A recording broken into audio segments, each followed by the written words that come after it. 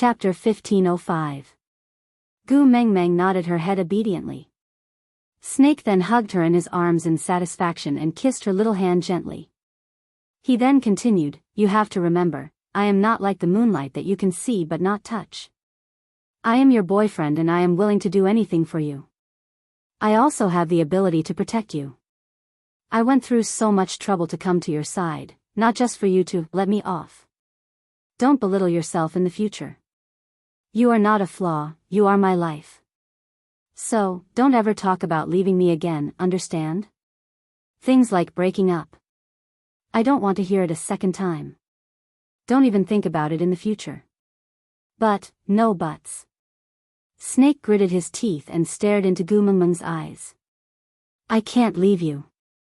Unless you want me to die, you are not allowed to leave me." Gu Mengmeng was stunned for 2 seconds before she suddenly smiled. Seeing her smile, Snake's mood became better. Everything was clear after the storm. Yeah, that was it. If anyone else dared to betray, no, not to mention betray, as long as they dared to go against Snake, they would definitely not have a good ending.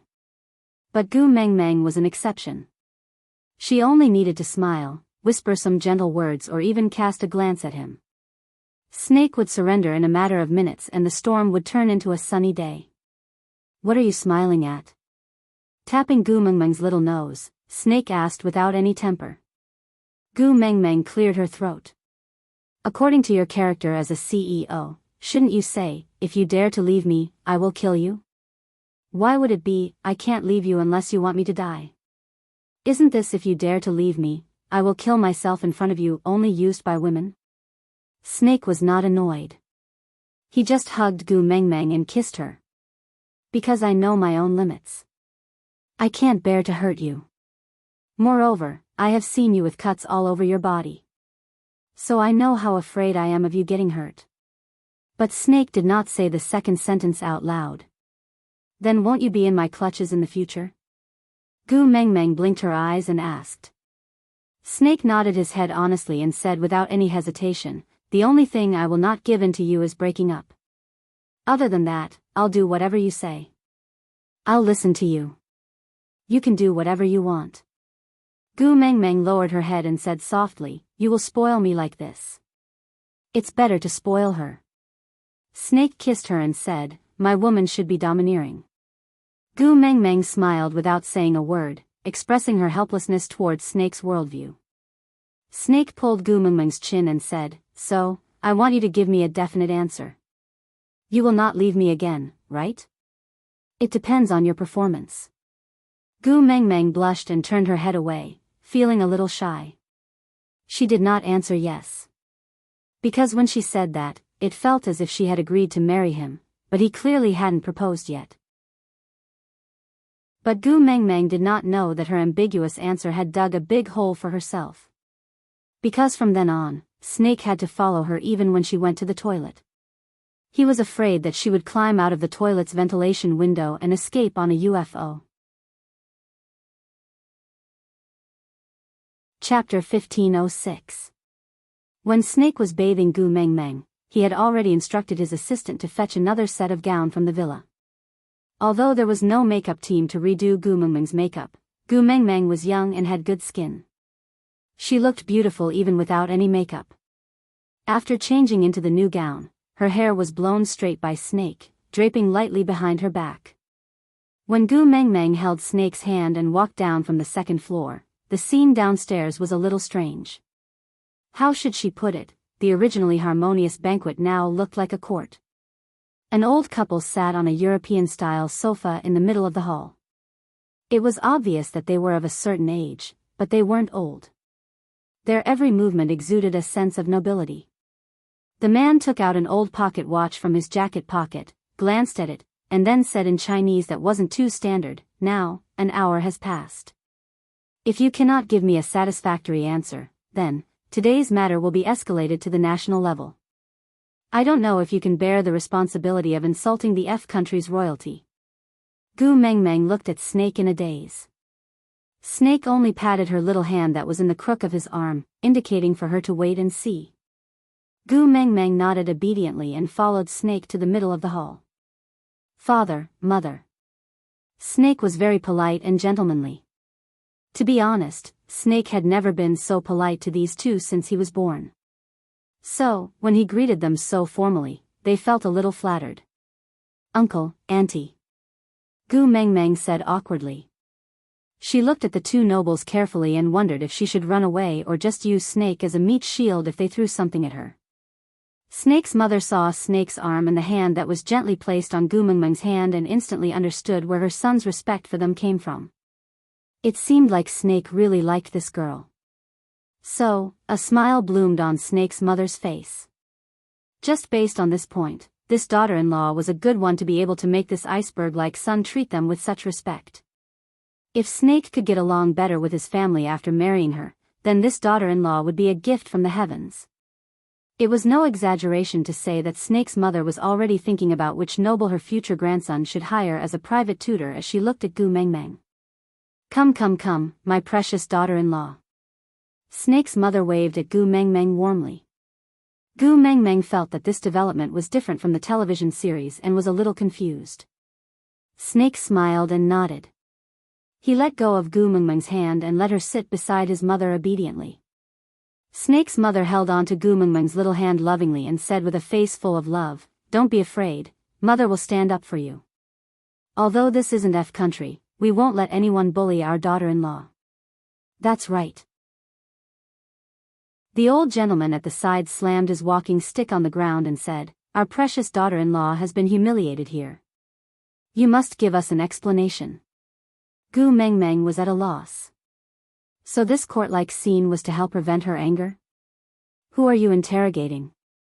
What kind of humiliation had she suffered?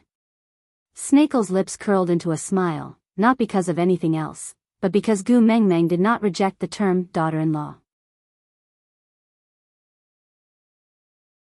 Chapter 1507. The screen flashed and disappeared in front of her. Gu Mengmeng turned back to look at the beast deity and smiled helplessly.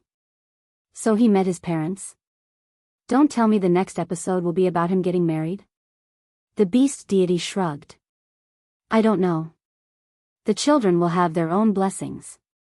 Gu Mengmeng was speechless. She shook her head. I'm done watching the show. Father, answer my question. The beast deity nodded. Go ahead. Gu Mengmeng asked, if that legend is true, then Moda Mountains is whale's original form? The beast deity nodded. Gu Mengmeng asked again, what's the relationship between whales and little shit? Little shit clearly said that he had never been to Moda Mountains. But how did he know that there was a snake path there? Elvis said that little shit would go crazy the moment he got close to that mountain. He couldn't control himself no matter what. He even said that something was summoning him. The beast deity hesitated for a moment. Then, he smiled and stroked Gu Mengmeng's hair. Let him tell you these questions himself when he comes back, all right? Gu Mengmeng was stunned for a moment. Then, she smiled and nodded. As long as he's fine, I'm at ease. The beast deity said that little shit could come back and tell her personally. This meant that at least little shit was safe and he could still come back. That was enough. Everyone had their own feelings that they could not control. Gu Mengmeng did not force little shit to tell her everything, and even more so, she could not ask him to place all his burdens on her again. Her relationship with little shit was the type where they would drink and chat merrily when they were free. When they were busy, they would cultivate separately. When they were in trouble, they would risk their lives to accompany each other. She knew that as long as something happened to her, little shit would rush back to help her no matter where he was. And vice versa. Little shit would definitely know that she would do anything for him. He must have his own reasons for leaving without saying goodbye. Since the beast deity said that little shit would come back, she could rest assured. Gu Mengmeng's heart was finally relieved and she felt much better. Tilting her head to look at the beast deity, she leaned against Elvis's chest tiredly and said, Father, you said that the black fog I inhaled when I took the kiss of the ocean was whale's poison, the soul of the forest fused into my body was his blood, the love of the sky was his incarnation, the tear of the beast deity was given to me by Snake and Snake is his son. Why do I feel that all the 7 treasures are related to him? The beast deity smiled without saying a word, only nodding his head. An idea flashed across Gu Mengmeng's mind. She sat up straight and asked, "Will whales be revived after I gather all 7 treasures?" The beast deity's expression froze for a moment. Then, he smiled with some disappointment. His gaze drifted into the distance as if he was thinking about something. After a long time, he finally replied, "Perhaps." Gu Mengmeng was triggered. She clenched her fists tightly and said, "If that's the case, wouldn't Gregory be back soon?" The beast deity smiled at Gu Mengmeng. "You were so unhappy when I asked you to take him in the previous time. How long has it been? Is he that important now?" Gu Mengmeng shook her head and said, "Father, you don't understand. My feelings for Gregory is not love.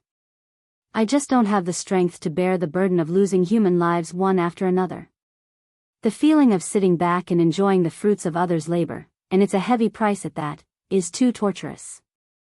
One snake has already pushed me to the brink of collapse. If there's another Gregory, I will go crazy."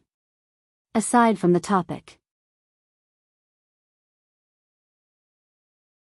Chapter 1508. Gu Mengmeng looked up at Elvis and said with a pleading tone, "Hubby, let's go look for the spirit of the rocky cliffs after we return." "All right." Gregory really wanted to say that they did not have any information on the spirit of the rocky cliffs and did not know how to find him.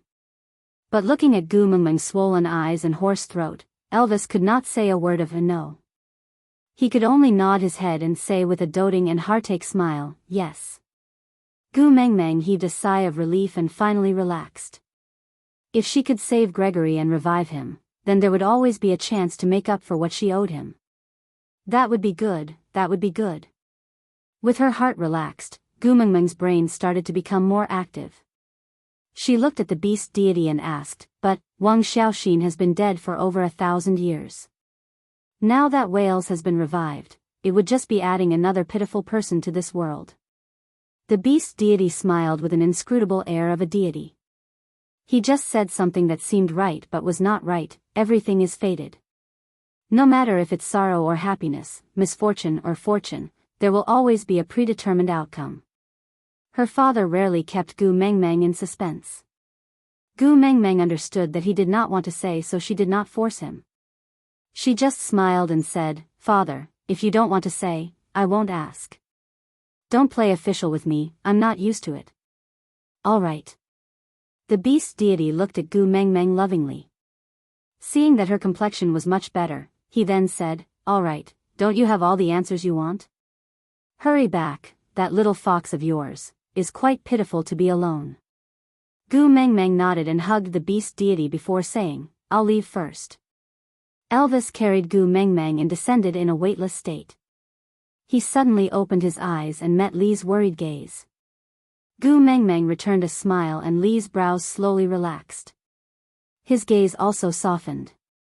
Gu Mengmeng wrapped her arms around Li's neck and said in a hoarse voice, "I've made you worry. It's good that you're fine." Leah conveniently carried Gu Mengmeng to the side to feed her water. Elvis had also been lying down for a few days and needed to exercise his stiff body. Gu Mengmeng turned around and saw that there were indeed many fresh beast skins on the bed. They were of high quality and just like what she had guessed before she slept, Leah would definitely not let her down on these details. However, this cave was just a temporary shelter. They would leave once they woke up, so there was really no need to prepare so many things. But on second thought, she and Elvis went to the beast deity's place and slept for 4 to 5 days. If she did not let Leah prepare these, he would have to wait. Wouldn't he go crazy waiting? From the 3rd day after Gu Mengmeng fell asleep, the food on the pot never stopped. Leah had been preparing fresh food, and if Gu Mengmeng did not wake up by the time he was done, he would give the food to Oriton and cook again. So when Gu Mengmeng woke up, there would always be something to eat. Leah asked as he fed Gu Mengmeng, "Where are we going now?" Gu Mengmeng thought for a while and said, "Let's go back to Sauter. With that pervert Cole there, I'm afraid that Huda and his brothers will be at a disadvantage." Elvis and Leah had no objections. They would go wherever she wanted to go. This was the family standard. Chapter 1509. When they came, it was filled with laughter. But when they returned, the atmosphere was a little heavy because Gregory and Wabi were not around. Because of the lack of interest in sightseeing, the 1-month journey only took 20 days to return to Sauter. The atmosphere in Sauter was a little strange. How should she put it? It was too peaceful, so peaceful that it was strange. Based on Cole's temper, he would definitely do something when Gu Mengmeng and Elvis were not around. But when Gu Mengmeng returned, she realized that the tribe was as peaceful as a paradise. Even in the past, the Fox clan and the Wolf clan were always in conflict with each other. Why was it that after her trip to Moda Mountains, it was as if everything had changed? Gu Mengmeng did not return to the stone castle. Instead, she went straight to the meeting room. Heda, Qixuan and Jiaoyu knew that Gu Mengmeng had returned and were all waiting for her in the meeting room. Elvis instructed the wild wolves to call the 7 wolves from Sandy's family over, while Leah volunteered to meet Cole.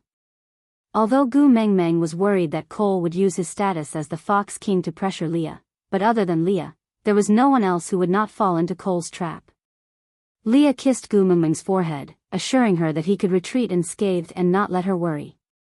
Only then did Gu Mengmeng nod and allow him to meet Cole. In the meeting room, Qixuan honestly explained how he had used himself as a bargaining chip to threaten Cole not to act rashly. Gu Mengmeng slammed the table in anger. Before she could say anything, Qixuan pounced into Gu Mengmeng's arms and sobbed. "Mum, you don't know how scared I was these few days. Without you around, there's no one to protect me." Sobs, sobs, sobs, a motherless child is so pitiful. I can only hang around with Cole. I was so afraid of that pervert. He's not afraid of death. I almost couldn't see you anymore. Gu Mengmeng was dumbfounded by Qixuan's crying. The scolding she was about to say got stuck in her throat and became, "All right, good boy. Mum is back. With me around, he won't dare to bully you again." "Ah." Qixuan wiped his non-existent tears and nodded pitifully. He looked as if he had been greatly frightened. Gu Mengmeng could not bear to scold him anymore. After all, he was just a 3-year-old child. Sigh. Qixuan and Jiaoyu exchanged a look. The first move to deal with their mother, acting pitiful, had succeeded. As for why the Fox clan and Wolf clan suddenly got along with each other, it was an accident. Sandy's family now had a new pet. It was none other than the gentle and flirtatious Arnold. Normally, it wasn't a big deal for a female to have a pet at home, but this female just had to be Sandy, and the pet was Arnold. This made things a little tricky. Gu Mengmeng, the messenger of the beast deity, already had many complaints about the Fox clan. Ever since Cole, the Fox King, was born, they had become even more distant. If Arnold could successfully win over Sandy, he could repair the relationship between the Fox clan and the messenger of the beast deity.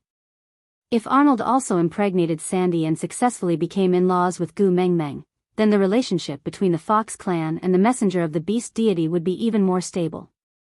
So the Fox clan was afraid of causing trouble and dragging Arnold down, causing Sandy and Arnold to be estranged. Then, all of Arnold's previous efforts would be wasted. After all, Arnold was just a pet now and had yet to enter the next level. So the Fox clan naturally had to restrain themselves and not give the Wolf clan a chance to make a fuss. Aside from the topic, author, Qixuan, your image as a black-bellied young master has collapsed. Qixuan, what do you know? As long as my mother doesn't cry, not to mention turning into a whining monster, I can do anything.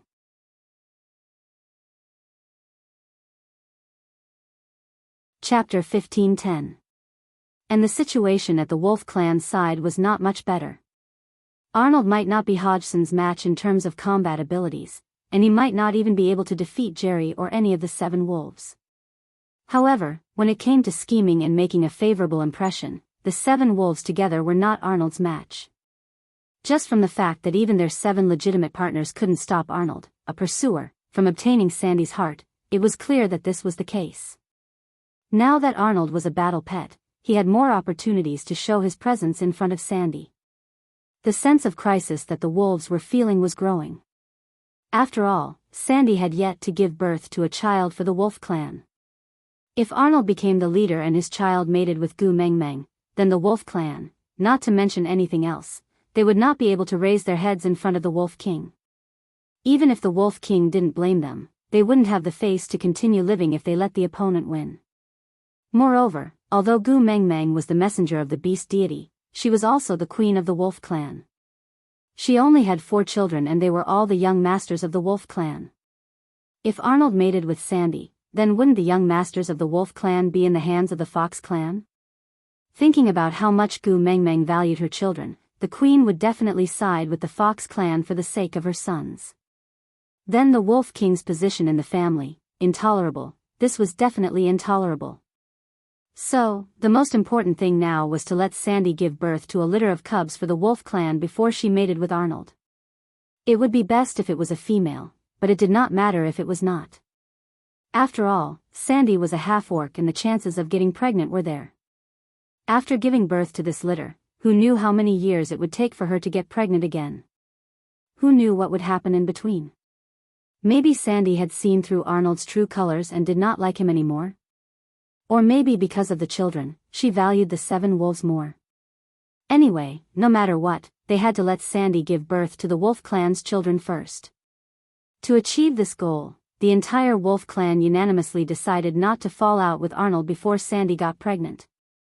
They would not let him have the chance to sow discord in front of Sandy. As a result, the struggle between the 2 tribes was concentrated in Sandy's small world.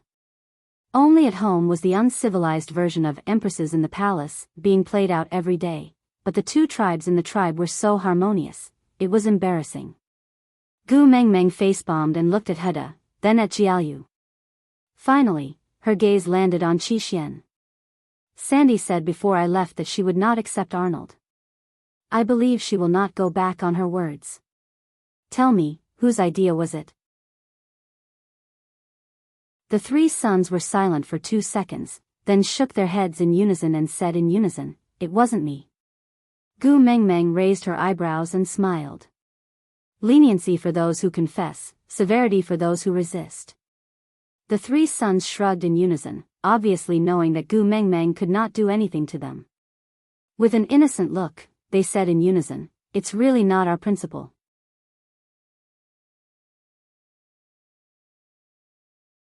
Chapter 15:11. Jiaoyu smiled cautiously and took a small step forward. He squatted down to massage Gu Meng Meng's legs and said with a fawning expression, "Hee hee, Mum, you are really a prophet. You are the female Zhuge of today. Nothing can be hidden from your pair of beautiful eyes. Mum, how can there be such a perfect female like you in this world? Not only are you devastatingly beautiful, your intellect is also unparalleled."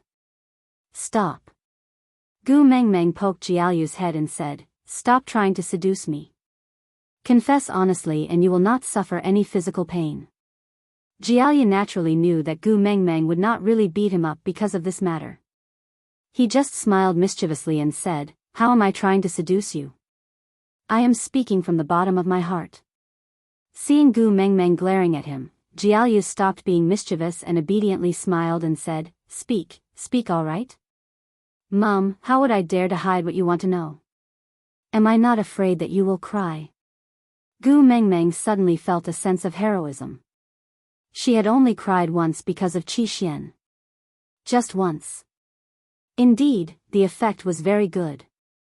Not only did she make Qi Xian cry back, none of the males in the family, from her partners to her sons, dared to disobey her. But to bring up the matter of her crying every now and then, did she not want her reputation? "I am your mum," Gu Meng Meng chided. "I know." Jiaoyu nodded seriously and said, "Apart from my mum, who else can receive such treatment? Letting me, the dignified wolf clan's young master, massage your shoulders and legs, right? TSK, still mischievous?" Gu Meng Meng poked Jiaoyu's head again. Jiaoyu chuckled and said, "Don't be mischievous anymore. Didn't you want to ask me how I persuaded the wolf clan to behave? It's actually very simple. I just told them, look, there is already a Dodgy from the Snow Fox clan who is engaged to our wolf clan's young master. If Arnold and Sandy give birth to another female, based on my mum's relationship with mother-in-law, they would definitely keep the goodies within the family. By then, at least 2 out of my mum's 4 sons would be in the hands of the Fox clan. Would our wolf clan still have a place to stand? Gu Mengmeng rubbed her brows. If you say that, they should be dying to kill Arnold immediately.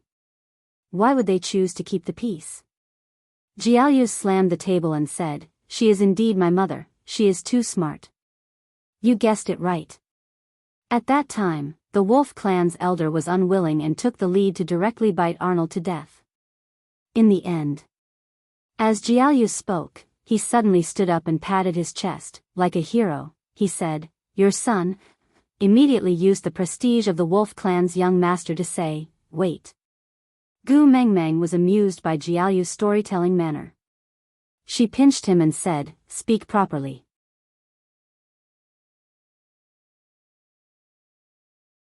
Chapter 15:12. Then what else can we do? Jiaoyu answered his own question, before continuing, "We have to think of a better idea." Then what is this better idea? Gu Mengmeng asked cooperatively, "What is it?"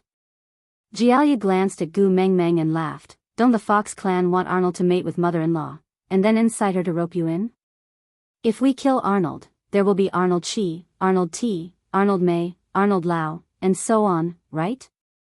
Unless I kill all the foxes in the world, there will be no end to this matter. Moreover, my mother-in-law is currently bewitched by Arnold. If you kill Arnold now, isn't it obvious that you will let mother-in-law vent her anger on the 7 wolves? When the time comes, the 7 wolves will fall out of favor, and the Fox clan will find a new fox to send to mother-in-law, then everything will fall into place." Gu Mengmeng had to admit, Jiaoyu's hypothesis was really logical, not to mention fooling the wolf clan, even if it was used to fool her. If not for Wang Xiaoxin's psychological knowledge, it would probably also be an accurate bluff. And then? Gu Mengmeng did not intend to expose her son's argument, since it was already done. She just needed to know the process, and not expose herself in front of the wolf clan in the future. Jiaoyu squinted his eyes and smiled in an especially harmless manner, pinching Gu Mengmeng's shoulders. "Then I gave them an idea. I told them that the simplest method is to take drastic measures. Didn't the Fox clan want Arnold to mate with mother-in-law to rope you in? We will not let them succeed. Not only must we not let them succeed, we have to beat them at their own game, and deal with them instead. First of all, the wolf clan must be stable. We must not give Arnold the chance to stir up trouble and act pitiful in front of mother-in-law to gain sympathy. He must act like Romeo and Juliet, saying that they must be together despite the hatred of their country and family, crossing the flames of war to love you. We must not let Arnold act like this. Otherwise, once mother-in-law sympathizes with him, the 7 wolves will not be able to do anything in the future." Gu Mengmeng facepalmed again. She remembered that she had told Heda and his brothers many positive fairy tales when they were young, but why did they only remember those love stories she told to females? Romeo and Juliet, the 4 of them were still wolf cubs who didn't know how to speak human language when they were saying this. She even said, "I crossed the flames of war to love you." Wasn't this what she said when she told the 16 valued females, "I don't have time to say I love you"? Gu Mengmeng regretted. She should not have told the females any modern love stories. How many times had he been buried by Yu Sijin? Why didn't she learn her lesson? Look at her now, what could her son even remember?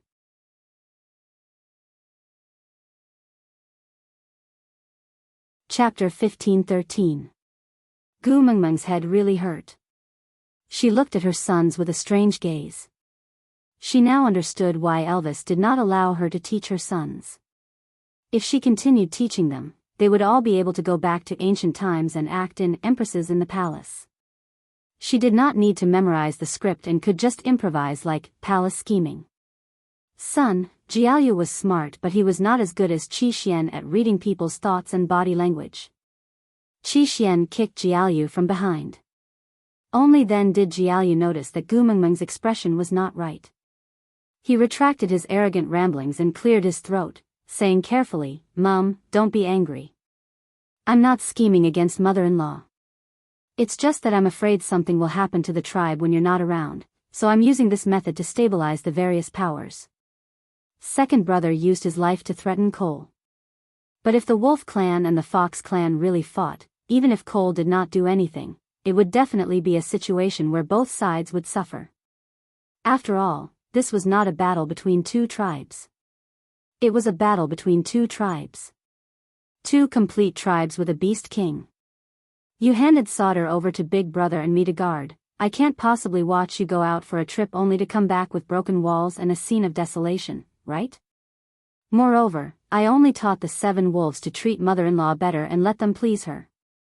I did not do anything else, I swear. Gu Mengmeng was still traumatized by swearing. Back then, snakes, cut open my chest and take out my gallbladder, became a maxim. Later on, Gregory's, break my wings and make me blind, also became an ironclad truth. Now, her heart would thump whenever she heard the word, swear. Slapping Jiaoyu's head, Gu Mengmeng glared at him. The first rule is that the males in our family are not allowed to swear. Not allowed. I won't swear. Don't be angry.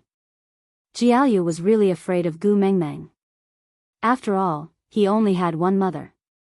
What if she got angry? Seeing her glare, he hurriedly smiled and coaxed her. Mum, I have already confessed. Can I be lenient? Gu Mengmeng also knew that she had overreacted. After all, the children did not know about the trauma she had from swearing. So she did not harp on it. She just sighed and poked Jiaoyu's head to the side. Then, she asked. What about the Fox clan? Who showed up? Yes, the Fox clan was good at winning people's hearts and pretending to be peaceful, but if there was no one adding fuel to the fire, the entire clan would not be so obedient. It was not strange that the Fox clan would place their attention on Sandy, but it was strange that both the Fox and Wolf clans would place their attention on Sandy. Moreover, the strategy they adopted was the same, which was very strange. The 3 little ones looked at each other, giggling as they retreated step by step, keeping their mouths shut and not saying anything. Gu Mengmeng narrowed her eyes and was about to interrogate him when Leah walked in with his tail wagging. He smiled and said, "All right, stop it.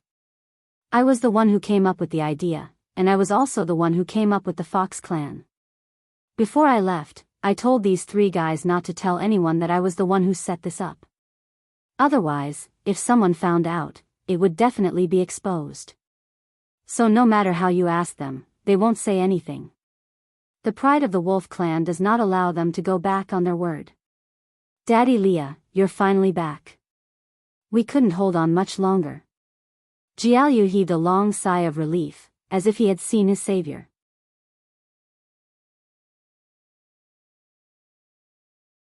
Chapter 15-14. Qi Xian remained silent for a moment before saying, "I have already stayed here for too long in order to restrain Cole. I am worried about leaving Kanwu alone in Zacharias. Since all of you are back, I will return to Zacharias to accompany Kanwu." Gu Mengmeng's heart ached the most for Qi Xian. Qi Xian had suffered the most when he was young, and after he grew up, he was the busiest of the 4 sons. Hugging Qi Xian, Gu Mengmeng said with a pained expression, "There is a night campfire party to celebrate my return. Stay behind and let Daddy Leah make you some good food to nourish you. Let's leave tomorrow morning, all right?" Ever since Gu Mengmeng burst into tears that time, Qi Xian could no longer reject her. He just nodded his head and smiled in agreement.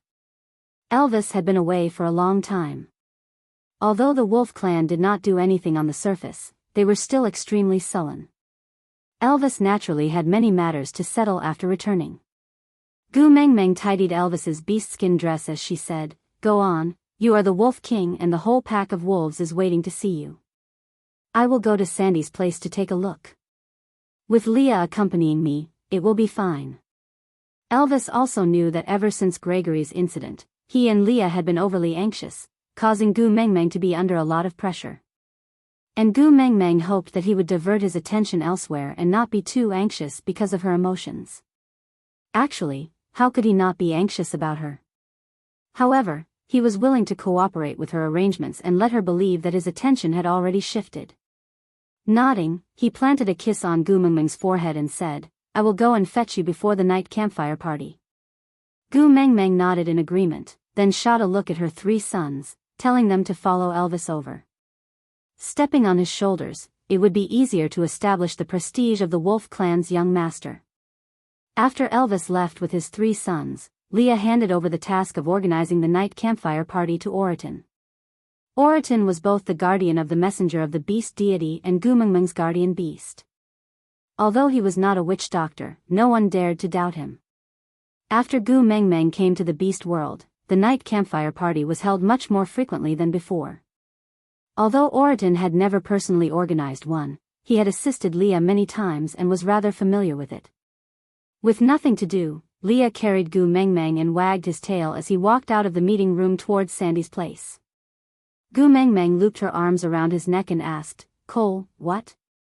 Leah sneered and said, "You will know when you go to the night campfire party tonight." That scene is really exciting. Looking at Lee's relaxed and cheerful expression, she knew that Cole must have been having a hard time recently. As long as he wasn't, Gumengmeng would feel good.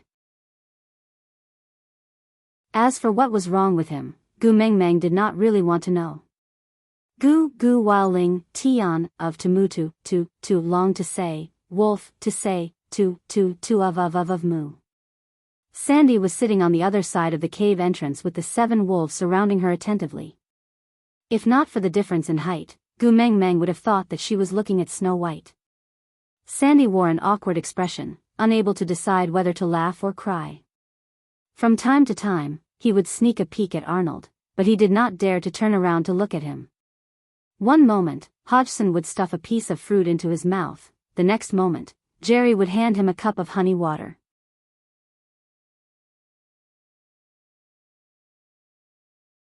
Chapter 15:15. Girl. Sandy was the first to react. She jumped up and pushed Hodgson, who was blocking her way, before pouncing towards Gumengmeng. Gumengmeng also jumped down from Lee's arms. The 2 of them hugged each other tightly. Little Bear Bun and Girl were the new nicknames that Gumengmeng and Sandy had agreed on when they last met. Other than partners, only the 2 of them had nicknames that belonged to each other. Although it was just a nickname, it was the highest honor in the beast world because of Gumengmeng's identity. Sandy did not care about honor, but she was very happy that she was the most special in her most important friend's heart. "How is it? Is it hard to endure a beauty's grace?" Gumengmeng teased. Sandy blushed at the mention of this. She lowered her head and said, "Girl, I'm sorry." "Why?" Gumengmeng was confused. Sandy sneaked a glance at Arnold and said, "Before you left, I said that I would only accept him after Leah becomes the Fox King, but, that day was really..." Gumengmeng understood that Sandy was referring to Arnold. She smiled knowingly and used her elbow to poke Sandy. "I said that because I was afraid that you would have a psychological burden. It was to comfort you. You really took it seriously?" "Aya, let me see." Gumengmeng cupped the round, soft and adorable Sandy with both hands and smiled. "Is this coward really my little bear bun?" "Aya, stop fooling around. I'm serious." Sandy pouted and protested. "If I knew that you were coming back today, I would have asked him to hide." "Hide? Where?" Gumengmeng teased. "Like how the first wife inspects the room, stuffing her lover under the bed?" Sandy knew that Gumengmeng was purposely teasing her. She did not get angry when Gumengmeng teased her. She just said with a red face, "Who cares where he hides? Anyway, I can't let you see him." Gumengmeng hooked her arms around Sandy's neck. "Why? You didn't get my permission to accept a beast pet, so you don't have the face to see me?" Sandy nodded with a serious expression. Gumengmeng smacked her lips and smiled. "Just nice, I also accepted a guardian beast. I didn't discuss it with you beforehand. How about we call it even?" Sandy knew about Grace's situation. After all, she had introduced her in such a big way at the bonfire party before she left. Hearing that, Sandy finally reacted and looked behind Gumengmeng. That bird man didn't come with you?" "I wanted to give him a show of strength and ask him if his face hurts now that he said he didn't like you back then." Gu Mengmeng's smile froze for a moment before she quickly composed herself and smiled. Yeah, I guess my face must be hurting. Next time, there will always be a chance. Sandy thought that Gregory had gone to help Gu Mengmeng with other matters, so she did not take it to heart. After all, Oriton was also the guardian beast of Gu Mengmeng's family, but he would not follow her every time, so she did not take it to heart. The males in Sandy's family had a deep understanding of Gu Mengmeng's shock education, so the moment they saw Gu Mengmeng, they automatically went into eunuch mode. 3 layers of beast skin were laid out at the cave entrance, fruits, honey and water were all prepared. They lined up neatly in a row, waiting respectfully, not even bothering to push Arnold aside.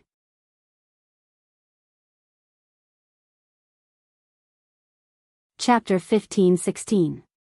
All right. Sandy was already filled with anticipation without even asking what it was. Gu Mengmeng moved her shoulders, then suddenly exerted strength. A pair of transparent wings that resembled ice spread out from her back. Then, under Sandy's shocked expression, Gu Mengmeng flew up into the sky and hovered in mid-air under the setting sun. The wind blew against her face, causing Gu Mengmeng's hair and the feather on her right ear to sway along with the wind. Gu Mengmeng tried her best to smile, so that no one could hear her asking in her heart, I am using you to exchange my wings for flight, do you see that? I am smiling, so. Gregory, are you happy? After flying 2 rounds, Gu Mengmeng finally calmed herself down and landed steadily on the ground. Girl, you are too amazing, you really flew up into the sky. That's right, this time I can really stand shoulder to shoulder with the sun. Just as Gu Mengmeng was speaking, Arnold suddenly entered the conversation. Congratulations, great messenger, and congratulations to Ninth Highness. Gu Mengmeng glanced sideways at Arnold.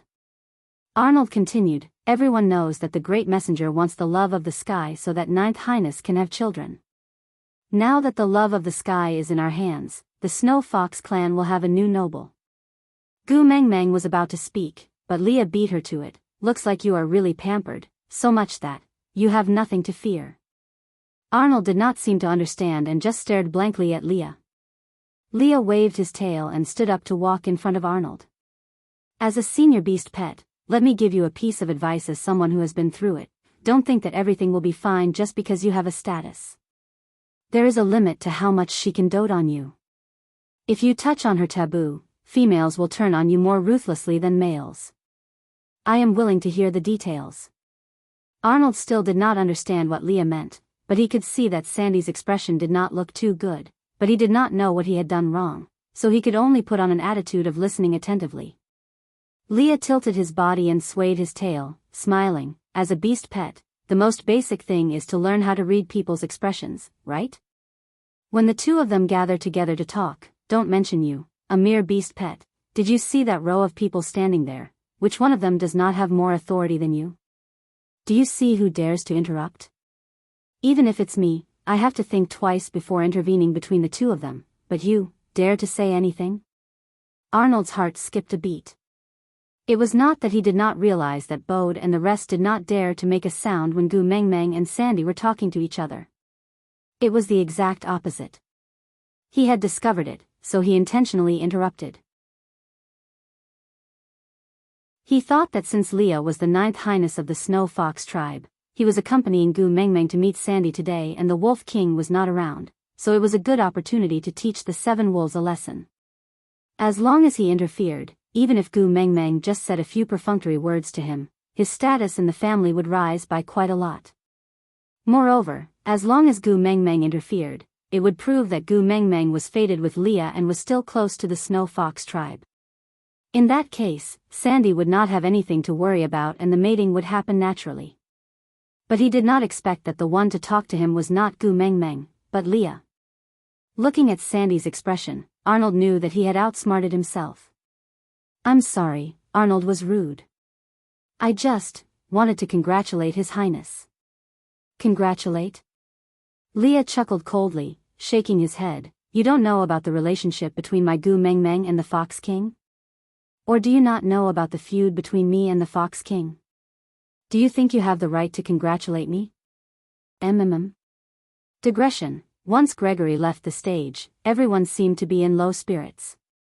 To boost morale, let me spoil a little. I am preparing to kill Cole, so everyone prepare your machetes, we will chop him up together.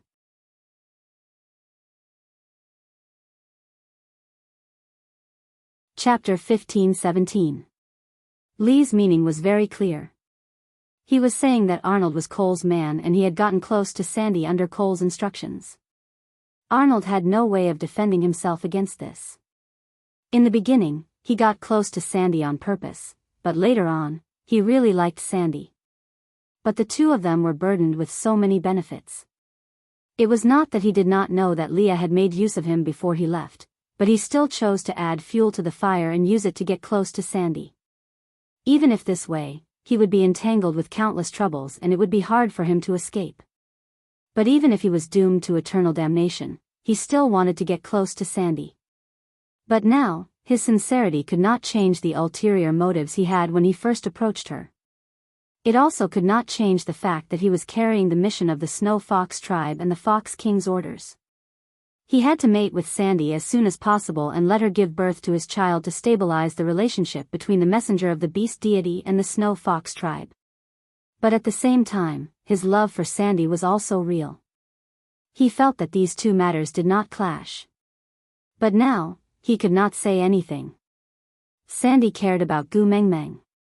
In the family, other than her first partner Bode and Colin who was imprinted on her heart, none of her partners had an exclusive nickname. But Gu Mengmeng had one. Just based on this point, Arnold knew that although he was doted on, he could not compare to Gu Mengmeng in Sandy's heart. He was from the Snow Fox tribe and Gu Mengmeng was hostile towards the Snow Fox tribe. This was an insurmountable gap between him and Sandy. Unless, Arnold's gaze landed on Lee's face with a fanatical look. He was very clear about the consequences of going against the Beast King. But even so, he still could not extinguish the wild desire in his heart. Leah returned an unfathomable smile and patted his shoulder. My Mengmeng said that humans must know how to judge the situation. Even a fine bird has to choose a good tree to nest in. Yes. Sandy added. That girl also said that one would be an idiot not to take advantage of an opportunity. Pfft. Gu Mengmeng burst out laughing in a second and pinched Sandy. She then glanced sideways at Arnold and said, looks like you are really favored, even my little bear bun has to step in to help you out of your predicament. Don't worry, I'll like whatever little bear bun likes. But, if I find out that you've done something to make my little bear bun suffer, I won't let you off. Gu Mengmeng enunciated the last sentence very clearly. Arnold couldn't help but tremble. He immediately lowered his head and said, I will solemnly obey the Queen's teachings. Gu Mengmeng chuckled. It was so smooth to call her queen. Arnold was not a werewolf so he definitely did not bark because of Elvis. She and Cole were like fire and water, so she would never be Cole's queen. So, the only way for this title to be established was for Leah to become the Fox King, and as his tribesman and follower, he naturally had to address Gu Mengmeng as queen. Gu Mengmeng nodded and gladly accepted the respectful title. She said, a wise man submits to circumstances, but he must also know how to conceal his capabilities, and remember, the tallest tree in the forest will be destroyed by the wind. Gu Mengmeng was reminding him to hide his unfaithfulness towards Cole well and not let Cole see through it. After all, Sandy liked this beast pet very much. It would be good if he could become one of them, but if he died because of this, Gu Mengmeng would not be able to answer to Sandy.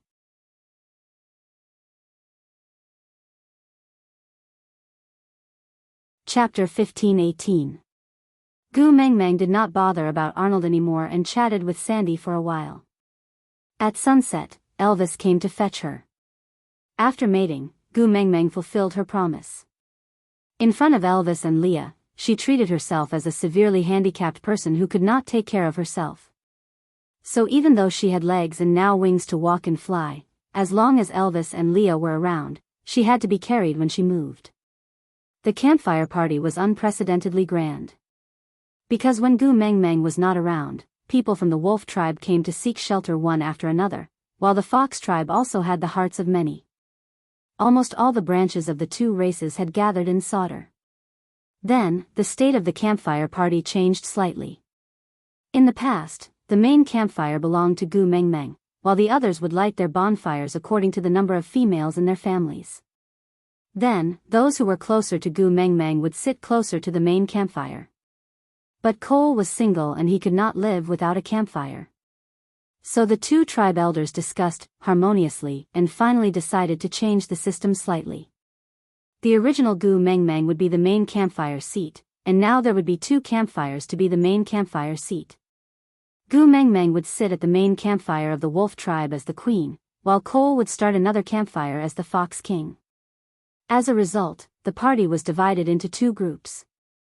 On the left, Elvis and Gu Mengmeng were the leaders of the wolf tribe and the 16 tribes who were pro-wolf, while on the right, Cole was the leader of the fox tribe. Gu Mengmeng took a quick glance and saw that there were quite a number of people from the fox tribe, even more than the wolf tribe. Although they were not as powerful as the wolves individually, but based on the current numbers, it was not realistic for the wolf tribe led by Elvis to win. They could win, but they would definitely have to pay a huge price. Rubbing her brows, Gu Mengmeng felt a headache coming on. "Ah Gu, come here." Cole was already sitting at the right side of the campfire. From afar, he saw Gu Mengmeng being carried over by Elvis and was in a daze. But Gu Mengmeng did not even look at him, which made him extremely unhappy. Gu Mengmeng sneered at Cole and ignored him. She sat beside Elvis's bonfire and leaned into Elvis's arms, waiting for Leah to make her something to eat. Seeing that Gu Mengmeng was ignoring him, Cole stood up and took the initiative to walk in front of Gu Mengmeng. He stared at Gu Mengmeng openly and said, "Ah Gu, you have already followed them for an entire dry season. I waited so long for you to return, can't you accompany me?" Gu Mengmeng looked up and frowned. She looked at Cole unhappily. "Fox King, are you standing in the wrong place? Your bonfire is over there. There's no place for you here. If the mountain doesn't accept me, then I can only accept the mountain. If you don't come to my side, I can only come to your side." Cole spoke with deep affection, as if he was related to Gu Mengmeng. Gu Mengmeng didn't want Cole to feel uncomfortable looking at her. She just felt that something was different about Cole.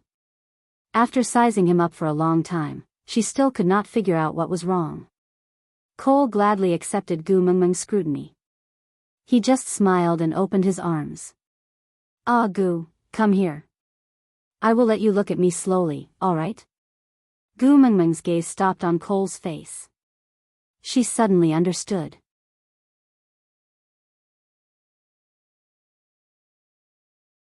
Chapter 15-19.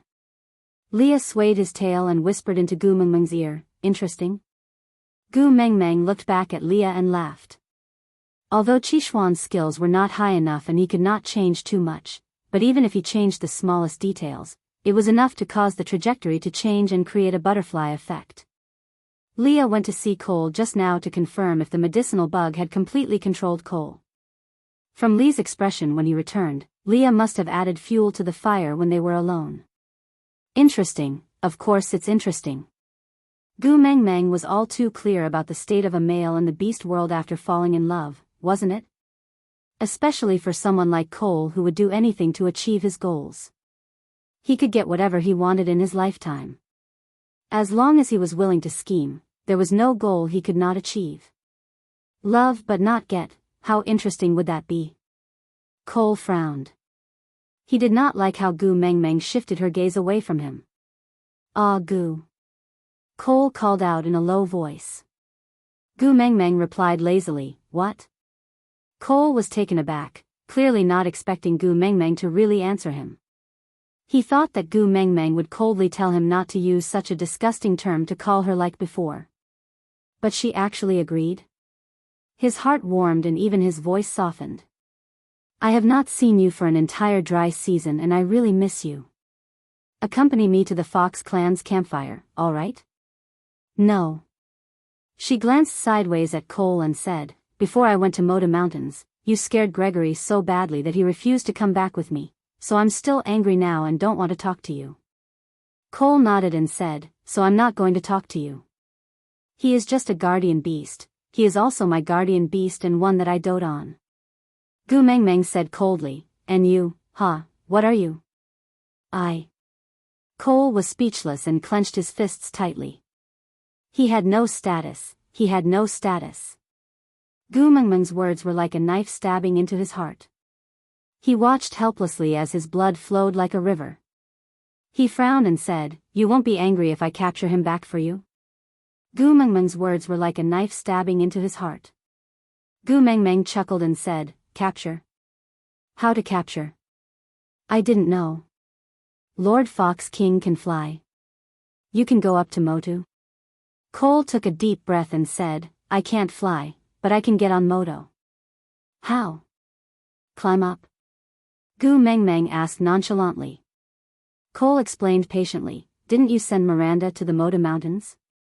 She should have mated during this dry season, right?" Gu Mengmeng understood. Miranda was from the Fox tribe and was under the control of the Fox King. As long as he reached the vicinity of the Moto Mountains, he could use his status as the Fox King to order Miranda to get her partner to fetch him. Miranda's partner would definitely not allow Miranda to suffer the wrath of the Beast King and die, so agreeing to Cole's request was a no-brainer. Hit 3 inches before hitting a snake. Cole was really good at pinching people's sore spots.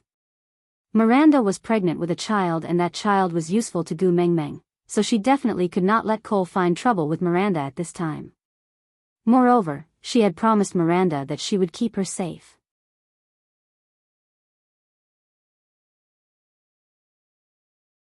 Chapter 15:20. Cole was overjoyed. His eyes sparkled as he stared at Gu Mengmeng. "Ah Gu, are you jealous? You care? You care that I have other females? You care that other females bear children for me?" Gu Mengmeng could not deny it, but she was also unwilling to admit it. She just turned her face to the side and ignored Cole. Cole took a step forward. "Ah Gu, I am so happy that you actually care about this, but don't be angry. Those lowly females are not worthy of bearing my children. The one in Miranda's stomach is just a tool to help you open the doors of time and space. I know you can't bear to part with Hada and his brothers, so let me be the Beast King. I will create a key of the Beast King for you." Gu Mengmeng held her cheek and laughed coldly. "Then Maya's stomach also has a key of the Beast King? At that time, you were not the Beast King yet, right?" Gu Mengmeng did not care which female Cole slept with, nor did she care about this fox's antics. She just felt disgusted that he had to pretend to be infatuated even though he was promiscuous. She could not help but rebuke him. At the mention of Maya, Cole's face was filled with a perverted pampering. His tone was filled with indulgence. "Ah Gu, I really did not expect you to care so much about me. No wonder you let Qi Xian pester me when you went to Moto Mountains, forcing me to stay in Sauter and forbidding me from accompanying you. So it was because you were angry at me. Good. Ah Gu, don't be angry. Listen to my explanation." To be honest, Gu Mengmeng felt goosebumps all over her body. She felt that Cole did not need to use force to kill her. He could just use this disgusting method to disgust her to death. I really did not activate the Beast King bloodline back then. That winter in Saint Nazaire, I only used Maya to test the probability of stray beasts impregnating females. It was to prepare for this winter. Moreover, didn't Maya's child not even born? It was just a test subject. You don't have to take it to heart.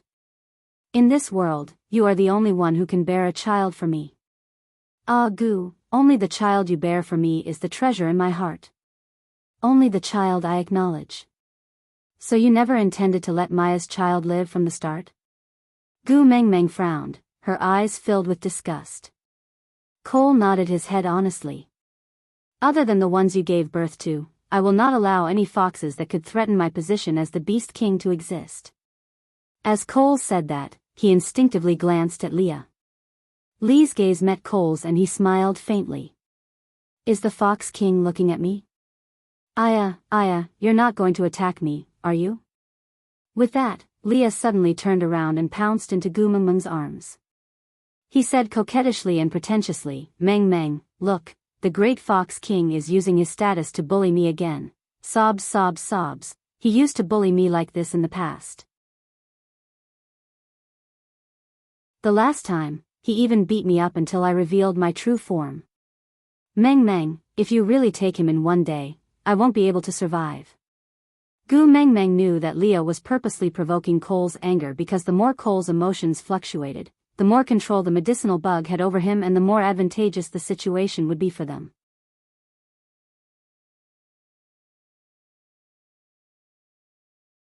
Chapter 1521. Leah lifted his chin and looked at Cole provocatively.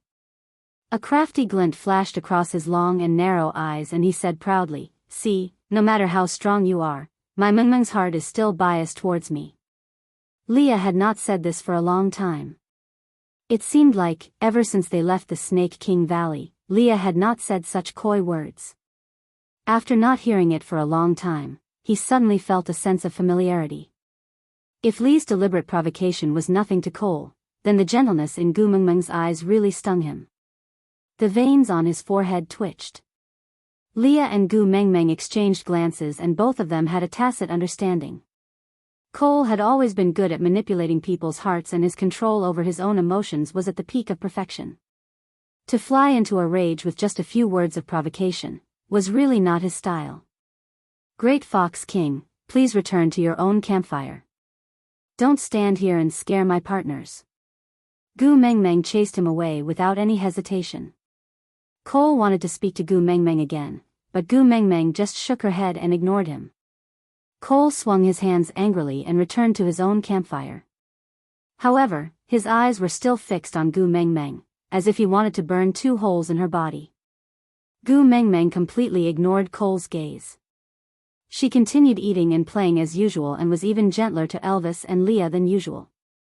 They were in a mess, and all kinds of "chase me, if you manage to catch me, I will let you kiss me" scenes kept popping up, making Cole want to rush over and carry Gu Mengmeng away. Seeing that it was about time, Gu Mengmeng and Leah exchanged glances and stretched their bodies, saying that they were tired and wanted to go home. Elvis carried Gu Mengmeng and walked towards the stone castle without another word. Leah wagged his tail and followed behind. Before he left, he even winked at Cole with an expression that said, "I know you can't stand me, but it's a pity you can't get rid of me." It was especially annoying. After returning to the stone castle, Gu Mengmeng laughed out loud and slapped her thighs. It feels so good." I had never seen Cole so restrained before. The way he looked as if he was about to go crazy with jealousy just now was too funny. In the past, he was the one who made me clench my teeth in anger but I couldn't do anything about it. Today, I finally got back at him. How comfortable. Leah hooked Gu Mengmeng's little chin and smiled with his eyes squinted. The medicinal bug on Cole's body is already 80% effective. Once it's 100% effective, Cole will become a puppet in my hands. His every move will be within my calculations. But, to activate the medicinal bug, I have to plan step by step. It's very tough, so... Mengmeng, shouldn't you reward me? Gu Mengmeng only needed 2 seconds to understand what Leah meant by a reward. That's true. She had struggled for a long time because of love of the sky, and it had been a long time since she had been intimate with them. Seeing that Gu Mengmeng blushed but did not reject him, Leah knew that she had silently agreed. However, every family had its rules and the Beast World's clans had an order that was not allowed to be disrupted. Kissing Gu Mengmeng's little mouth, he said, "Will remember Gu Mengmeng's seductive look, just take it as interest. I will go and arrange the remaining 20% of the bug in Cole's body. Don't forget to reward me on the day I succeed."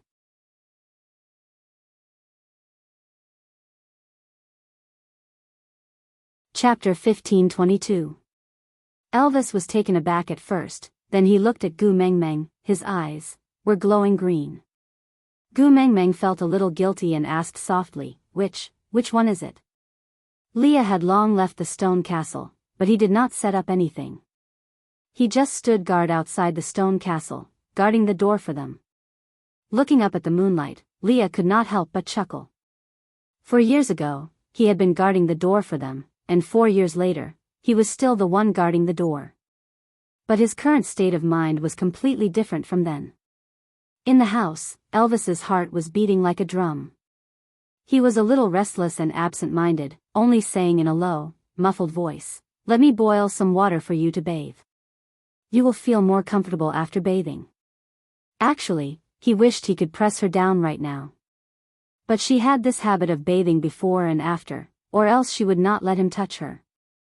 Elvis would rather endure unbearable pain than let her suffer, especially on this matter. Elvis's reaction was really too strange, and Gu Mengmeng had a feeling that a disaster was about to befall her. By right, they had already been partners for 4 years. Although she did not do that frequently, she had already given birth to 4 children. What kind of storms had she not seen before? But for some reason, her heart was pounding hard today. She was more nervous than on her wedding day. "Hubby, tell me, what was that matter that Leah mentioned to you just now? I am really panicking." Elvis was boiling water, his back facing Gu Mengmeng for the first time, not daring to turn around. Gu Mengmeng was even more confused. She walked in front of Elvis and realized that his face was flushed with embarrassment. Looking down, she saw that he was even more excited and agitated. It was normal for Elvis to have a physical reaction to her, but she was wearing her clothes properly now, and was not aroused or emitting the fox seductive fragrance, so why was he so agitated? Not normal, too abnormal. Why don't we forget about it today? Gu Mengmeng took 2 steps back in fear.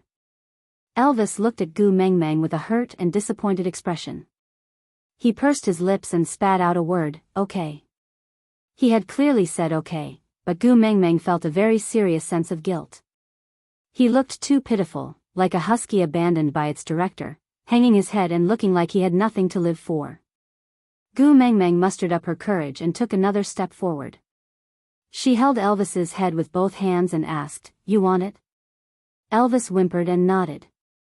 Gu Mengmeng clenched her teeth and said, "Then let's do it, isn't it just that thing? Let's go all out."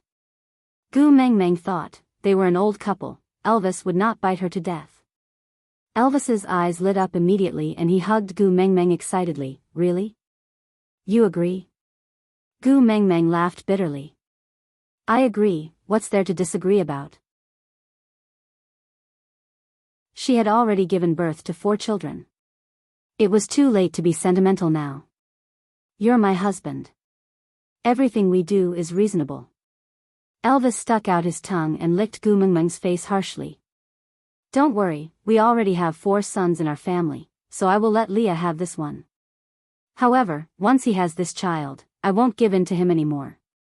In the future, whoever you conceive will have to depend on your own ability." Gu Mengmeng nodded with a blushing face. Elvis added a few more handfuls of firewood to the fire and soon, the bath water was ready for Gu Mengmeng to take a comfortable bath. But, how should she put it? This bath made Gu Mengmeng feel like she was washing vegetables before cooking. And that bundle of vegetables was her of all people. Aside from the topic, hurry, there's no time left. Hurry up and board the train. Look at the car plate, 49277927 after boarding the train, look for the administrator to check the tickets. Babes with more than 800 fans can enter the VIP cabin and enjoy the special treatment of the fragrant meat note. This train is not heading to the kindergarten. Children who are going to the kindergarten, please do not sneak onto the train. This train is not heading to the kindergarten. Children who are going to the kindergarten, please do not sneak onto the train.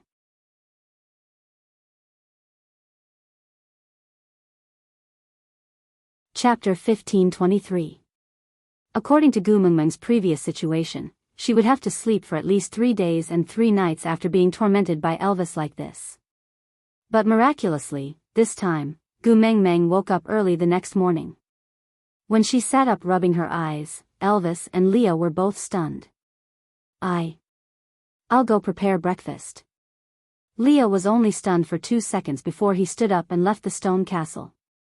After calling out to Oriton to prepare breakfast as usual, Oriton flew out to hunt while Leah immediately started a fire to boil water for cooking. Elvis carried Gu Meng Meng in his arms and asked softly, "Not going to sleep a little longer?" Gu Meng Meng glared at Elvis in annoyance and said, "Now you're feeling sorry for me. Why didn't you feel sorry for me when I was begging for mercy last night? My waist was about to break. Your begging was too moving and I couldn't help but want to hear more, so..." Elvis recalled the passionate scene last night and could not help but feel restless. Gu Meng Meng saw that he was tempted and glared at him. "Stop fooling around, I'm scared of your hungry wolf pouncing on me. I'm starving after accompanying you for an entire night. If you don't give me food and do it again, I'll really die in front of you." "Alright, I won't pounce on you. I'll feed you first." Elvis suppressed the restlessness in his heart. He also knew that although Gu Meng Meng had the protection of the tear of the beast deity and love of the sky, he could not go too far. If she was really exhausted, his heart would ache too. With that, Elvis carried Gu Meng Meng downstairs and left the stone castle together. They sat at the entrance to bask in the sun while waiting for breakfast. By right, Oriton was more enthusiastic than anyone else when it came to meals. If Leah was willing to cook, even if he did not prepare any prey, he would snatch it from someone else's house first. With the glory of being a member of the Wolf King and Wolf Queen's family, most of the wolf tribe would be willing to offer their prey to him and hand it over to Elvis and Gu Meng Meng. Or else, he could even catch a wild wolf guarding at the edge of the stone castle to answer an emergency. But this time, he was gone for a long time. Gu Meng Meng's stomach was growling from hunger, but this sharing partner was still not back yet. Gu Meng Meng was a little surprised. She tilted her head and asked, "Could something have happened to Oriton?" Leah and Elvis looked at each other. "This is Sauter, what could possibly happen?" Gu Meng Meng shook her head and said in confusion, "I can't say, I just feel uneasy." "Shall we go and see him?" Elvis and Lee's meaning was, it was just a dumb tiger, so be it if it was lost. What was there to find? But seeing Gu Meng Meng's worried look, they did not reject her. Leah removed the pot from the fire and placed it at the side. He dusted his hands and said, "I will go hunting and bring that glutton back." "Let's go together, I can fly and can see further." Gu Meng Meng also stood up, wanting to go together. Elvis knew that his objection was futile, so he did not insist. He just treated it as accompanying her to relax and take a stroll. Just as the three of them were about to search in the direction that Oriton had left in, they saw a person slowly walking towards them. In his hand was a tiger's leg. Behind him was a badly mutilated tiger, leaving a trail of blood behind him. He could vaguely see that the tiger was a white tiger.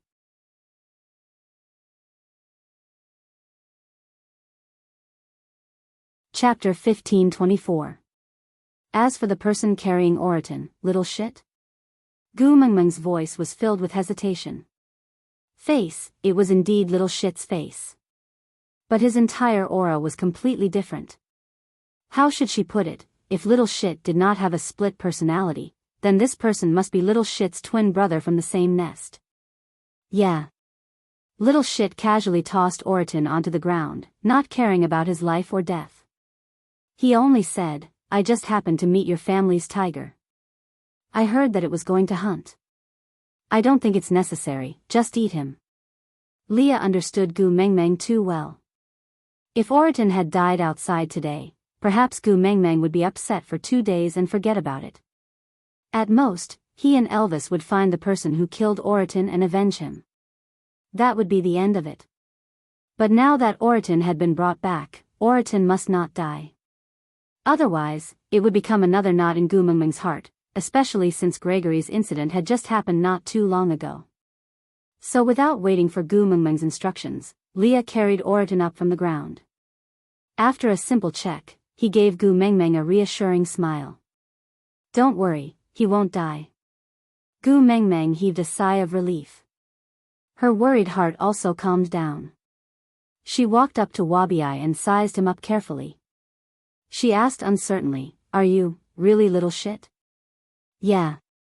Wabi-Ai glanced sideways at Gu Meng Meng and responded with a single syllable, appearing rather aloof. Gu Meng Meng frowned. His face was indeed Wabi-Eye's, but there was something wrong with his entire body. How should she put it? In the past, Gu Mengmeng had called Wabi-Eye little shit because the two of them had a good relationship and would play around without restraint. But it was also because Wabi-Eye exuded a hopeless aura of a chunibu, so Gu Mengmeng deliberately called him little shit. In the past, he would explode whenever she called him that. The more he exploded, the more Gu Mengmeng liked to tease him. As time passed, she could not change her way of addressing him. But this person before her, the aura he exuded could really freeze someone to death.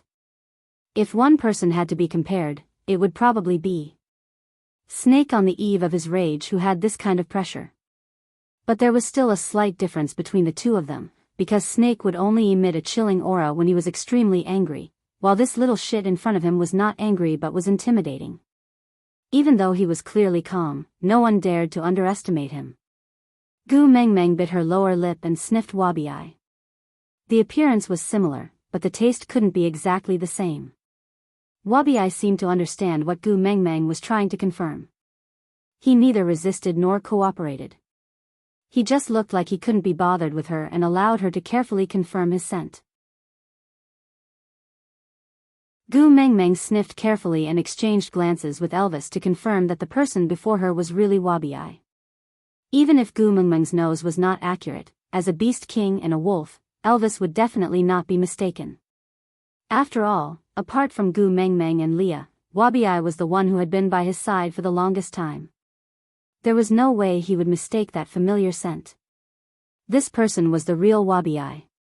But Gu Mengmeng felt as if the core had changed.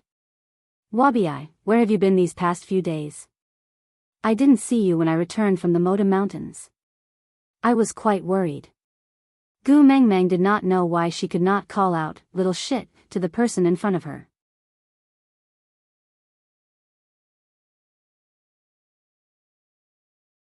Chapter 1525.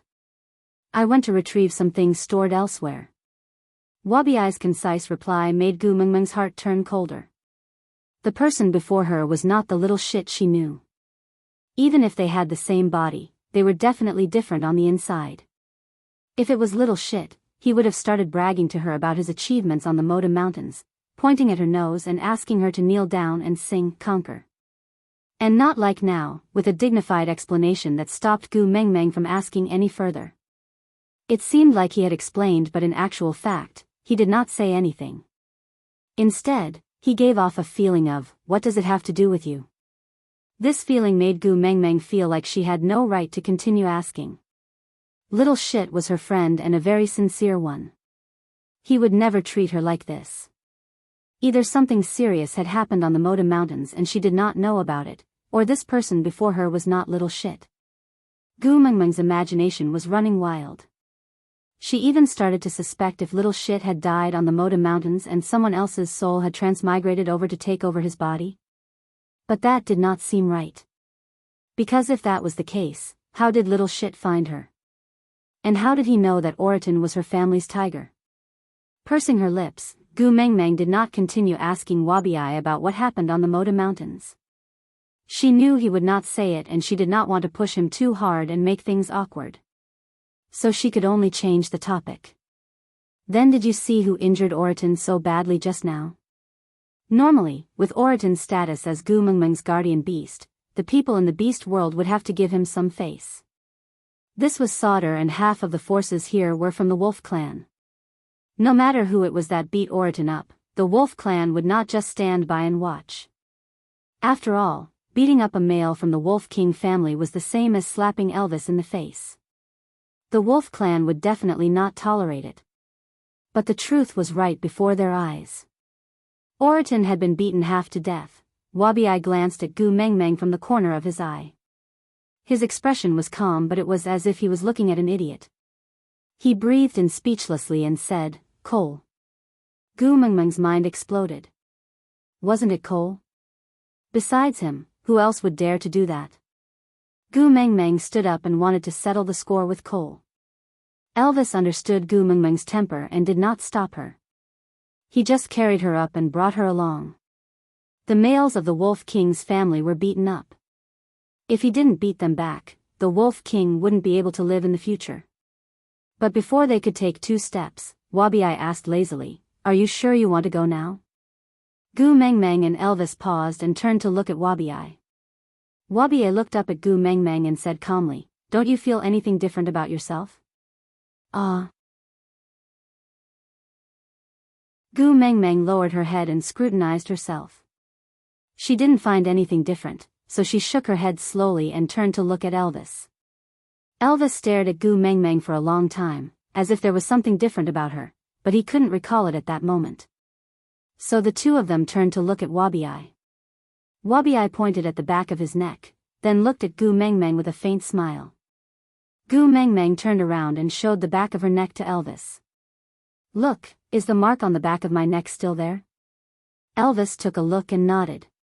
"It's still there." "Is there anything different?" Gu Meng Meng asked again. Elvis replied, No. I can't tell." Digression.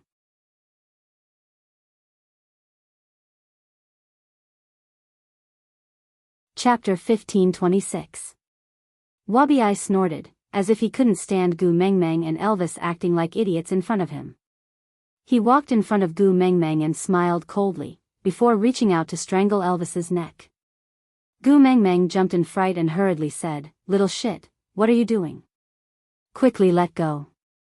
Wabi-I maintained his faint smile as he tightened his grip on Gu Meng Meng. Elvis's muscles tensed up. He was afraid of hurting Gu Meng Meng in his arms, so he first put her down, before saying with much difficulty, "Step back." Gu Meng Meng didn't understand why Wabi-I suddenly attacked Elvis, but she knew Elvis had the powers of a beast king. In such a situation, it was best for her to step back so that Elvis could easily retaliate without worrying about her. Gu Meng Meng followed his instructions and took a few steps back. Elvis grabbed Wabi-I's hand in an attempt to break free, but it was clearly to no avail. Elvis raised a leg to kick Wabi-I's chest, but Wabi-I didn't budge at all. This was not right. Wabi-I was a 5th-level beast, while Elvis was a beast king. The current situation, Wabi-I didn't care about Elvis's attack at all. He just turned to look at Gu Meng Meng and said, "Don't you intend to try your fury of the Beast King?" Gu Meng Meng instinctively clutched the back of her neck. She saw that Elvis's face had already turned purple. Wabi-I was really going to kill him. Gritting her teeth, Gu Meng Meng said, "Wabi-I, let go." But Wabi-I only laughed coldly. Not only did he not loosen his grip, he turned Elvis around and walked step by step towards Gu Meng Meng. Until he was 1 step away from Gu Meng Meng, he loosened his fingers and the unconscious Elvis fell to the ground with a thud. Wabi-I's eyes widened. "Do you understand now?" Wabi-I asked softly. Gu Meng Meng frowned and shook her head. She remembered that when she had just retrieved the soul of the forest, she had unintentionally shouted at Wabi-I and he had been pinned to the ground by the Snake King's suppressive force. After that, she didn't dare to shout at Wabi-I in front of him, afraid that he would be hurt by her unintentionally. But today, Gu Meng Meng touched the back of her neck and said tentatively, "The mark on my neck has changed again? It has degenerated into Snake's guardian mark and is no longer the family mark of the Snake tribe, right? Not too stupid." Wabi-I raised his brows in approval.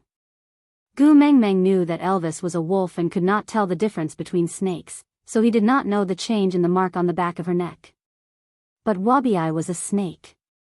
In his eyes, this change was very clear. With her hands hanging by her sides, Gu Meng Meng felt empty in her heart. Some things really couldn't be solved by running away. No matter how much she wanted to pretend that she didn't find out, she couldn't continue lying to herself forever. This was not the first time Wabi-I and Elvis had fought.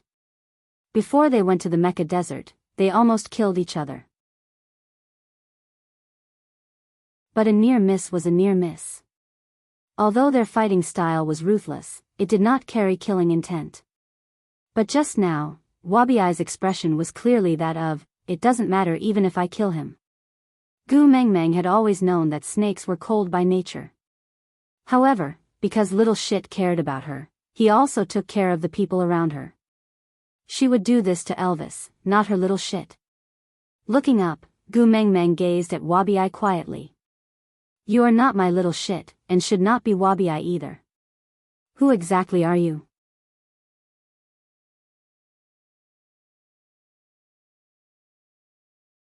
Chapter 1527. Wabi-I smiled with a hint of playfulness. Although I don't like this title, I am indeed little shit and also Wabi-I, but I guess you are asking about my other identity, the identity I just retrieved from the Moda Mountains. You are. Gu Mengmeng's eyes widened as she blurted out a name in disbelief. Whales? Wabi-I raised his brows and nodded with a chuckle. You resurrected? Gu Mengmeng's face was filled with shock. This news was too shocking to her. Although Gregory had told her that whales would resurrect and the beast deity had also said so. Even she had been constantly hypnotizing herself to tell herself that he would really resurrect. But when this person who had been dead for 1,000 years appeared in front of her, Gu Mengmeng still felt a huge impact. Wabi-I seemed to be seriously considering Gu Mengmeng's question. After thinking for a while, he laughed coldly. Looking at my current state, I don't think I have resurrected. At most, I have woken up. Gu Mengmeng frowned with an urgent expression. She asked worriedly, then what about little shit? Is it that once you're completely resurrected, little shit will disappear forever? Wabi-I, oh, no, maybe from now on, she had to call him Whales. Whales bent forward to look at Gu Mengmeng's eyes. He probed the confusion in her gaze and asked, Wabi-I is me when I was in deep sleep. I am the Wabi-I after I woke up. I remember everything that happened during my deep sleep clearly, so I don't think I disappeared. But there is one thing I feel I should warn you about. Don't treat me like that fool who always revolves around you. That kind of foolish way of living is not my style. And those little things around you better not jump around in front of me again. Otherwise, I may not be so patient to talk nonsense with you next time. As Whales spoke, he looked coldly at Elvis who was lying on the ground. Since that's the case, why did you come back? Gu Mengmeng took a step forward and stared straight into Whale's eyes. Not only do you have little shit's memories, you also have little shit's feelings, right? Little shit was worried about me and was afraid that I would worry if he suddenly disappeared. So you came back to see me to let me know that you are safe, right? Whales didn't deny it and just smiled. You have such a rich imagination. It would be a pity not to be a scriptwriter. Heh, I haven't heard such sarcastic words in the last 4 years, right? It seemed that this was the real Whales. After all, only he, Wang Xiaoxin's partner, would know about the future profession of screenwriter. Then tell me, why did you come back? Gu Mengmeng did not give up. Whale's gaze landed on Gu Mengmeng's face and he said honestly, you are the key to my revival. If I want to see her again, I have to protect you and ensure that you are safe and sound. I have to successfully gather the 7 treasures. Whale's gaze landed on Gu Mengmeng's face. That's all? Gu Mengmeng did not believe him. Whale said lazily, don't you have her psychological knowledge? It should be easy for you to discern the true from the false, right? In other words, it was up to you to guess whether it was true or not. Gu Mengmeng's body stiffened, as if someone had sucked all the energy out of her. Whales might have little shit's memories, but he really did not have little shit's feelings. If it was little shit, he would definitely not talk to her like this.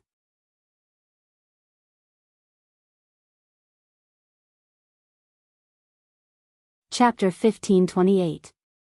Leah came out of the stone castle after tending to Oraton's injuries.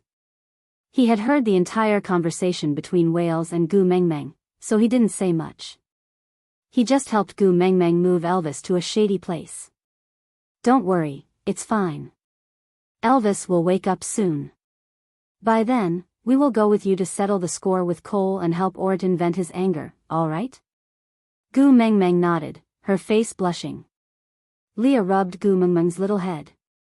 Since Wabi-I is Whales and this is his original appearance, as friends, we can only accept it, right? Moreover, his safety is the most important thing. Gu Mengmeng leaned her head against Lee's chest. I know, I understand the logic, but I just feel very uncomfortable seeing little shit like this. It's as if I've already lost him. Leah chuckled and tapped Gu Mengmeng's little nose. You are the one who can't see the situation clearly. Huh? Gu Mengmeng didn't understand. Leah said, what did he say just now? You are the key to his revival, so he has to protect you and ensure your safety. These words, even if you want to deceive those two little wolf cubs, Jiaoyu or Qi Xian, they won't believe you. Gu Mengmeng was at a loss. She looked at Leah quietly with faint anticipation, waiting for him to continue. Leah continued explaining. If he doesn't appear, there will be 3 beast kings in the beast world, you, Elvis and Cole. If the 3 of you really fight with your lives on the line, your skills will be evenly matched. But Elvis will protect you no matter what. Cole is no match for the 2 of you, especially now that you have wings and can fly. It's impossible for Cole to hurt you. So, even if he doesn't protect you, you will still be safe. But he still came back just because he is worried about you. If he only has Wabiai's memories and not his feelings, why would he do this? Gu Mengmeng said, but just now, don't forget, he's Wang Xiaoxin's partner. He's been by Wang Xiaoxin's side for many years. He definitely knows as much about psychology as you do. Leah smiled and continued, moreover, even if what he said was true and he only came back to help you successfully obtain the 7 treasures, wouldn't it be better if he didn't show himself? After all, it was the most advantageous situation for the enemy to be out in the open while they were in the dark. Hiding themselves, catching the enemy off guard, and dealing a fatal blow was the usual method of snakes. But he appeared so openly. Tell me, why do you think so? The smile on Gu Mengmeng's face gradually spread and her gaze brightened up. He was afraid that I would be worried about little shit, so he came back to tell me that he was safe and sound and that there was no need to worry. Leah nodded. You sound so cold and heartless, but didn't you still bring Oriton back? Snakes are cold-blooded by nature and are never a race that likes to meddle in other people's business. If it weren't for you, he wouldn't have even looked at Oriton. At this thought, Gu Mengmeng suddenly smiled.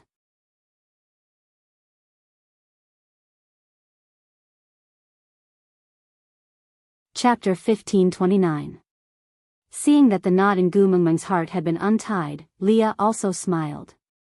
They didn't notice that at the corner of the 2nd floor, the snake stuck out its tongue, turned its head, and threw down a faint sentence, self-righteous. However, the corners of its lips were filled with a smile, and its eyes were filled with a different kind of gentleness. Elvis didn't sleep for long. About half an hour later, he slowly opened his eyes. He held his forehead and shook his head to wake himself up. Then, he fixed his gaze on Gu Mengmeng and asked worriedly, Are you all right? Gu Mengmeng smiled and shook her head. I'm fine, he won't hurt me. Elvis was still skeptical. Leah then told Elvis about his analysis with Gu Mengmeng. Although Elvis didn't quite understand what a tsundra was, but since Leah and Gu Mengmeng had agreed on something, it would not be wrong. So, he didn't dwell on it any further. It was common for males to fight and kill each other. Elvis also wouldn't bear a grudge against Wabiai for choking him unconscious. At most, he would just choke him back next time. But there was no need to wait for Cole to beat Oriton up. This time, he had to return the favor. Elvis stretched his muscles and realized that he didn't feel any discomfort. So, he carried Gu Mengmeng and brought Leah to where the Fox clan lived. But when they reached the borders of the territory, they realized that the Fox clan was already in a mess. Gu Mengmeng was dumbfounded. She thought to herself, could it be that the other members of the wolf clan had already come to cause trouble? Scanning the area, she didn't see any wolf clan members. Leah casually grabbed a fox who was rushing off somewhere and asked, What's going on? Ninth Highness, That fox knew that Leah and Cole were not on the same side. Although the Wolf Clan and Fox Clan both lived in Sauter, they were on opposing sides. So, he shut his mouth and looked at Elvis with a troubled expression. Gu Mengmeng waved her hands. Forget it if you don't want to say. Let's go and see for ourselves. Leah shrugged his shoulders nonchalantly and let go of her. But that fox did not leave. Instead, he stretched out his arm and blocked their path. He stuttered, "It's not convenient for the mighty Fox King to meet guests now, you guys, please go back." Gu Mengmeng found it funny that he was not afraid of death. Holding her chin, she looked at the little fox in front of her and said, "Do you think you can stop me? Lord Emissary, please don't make things difficult for me. Fox King, it's really not convenient for him to see guests." The little fox was shivering, clearly afraid. Gu Mengmeng smiled scornfully and said, "Don't tell me it's inconvenient, because you know I'm here. When you're Wusong, it seems quite convenient." Leah flashed his claws and smiled faintly. "Are you going to scram or do you want me to do it?" This is the territory of the Fox clan, you can't, I'm also a fox." Leah narrowed his eyes and smiled faintly. "I'm from the same clan as your Fox King. We're siblings." With that, Leah waved his claws and that little fox was flung to the side. The foxes, who were already in a mess, all walked forward to form a meat wall to block the way. Gu Mengmeng chuckled. She did not understand what Cole was trying to do. The strongest among these foxes was only 3rd level. Not to mention herself and Elvis, these 2 beast kings, even Leah and the rest could not stop them. This was basically sending them to their deaths.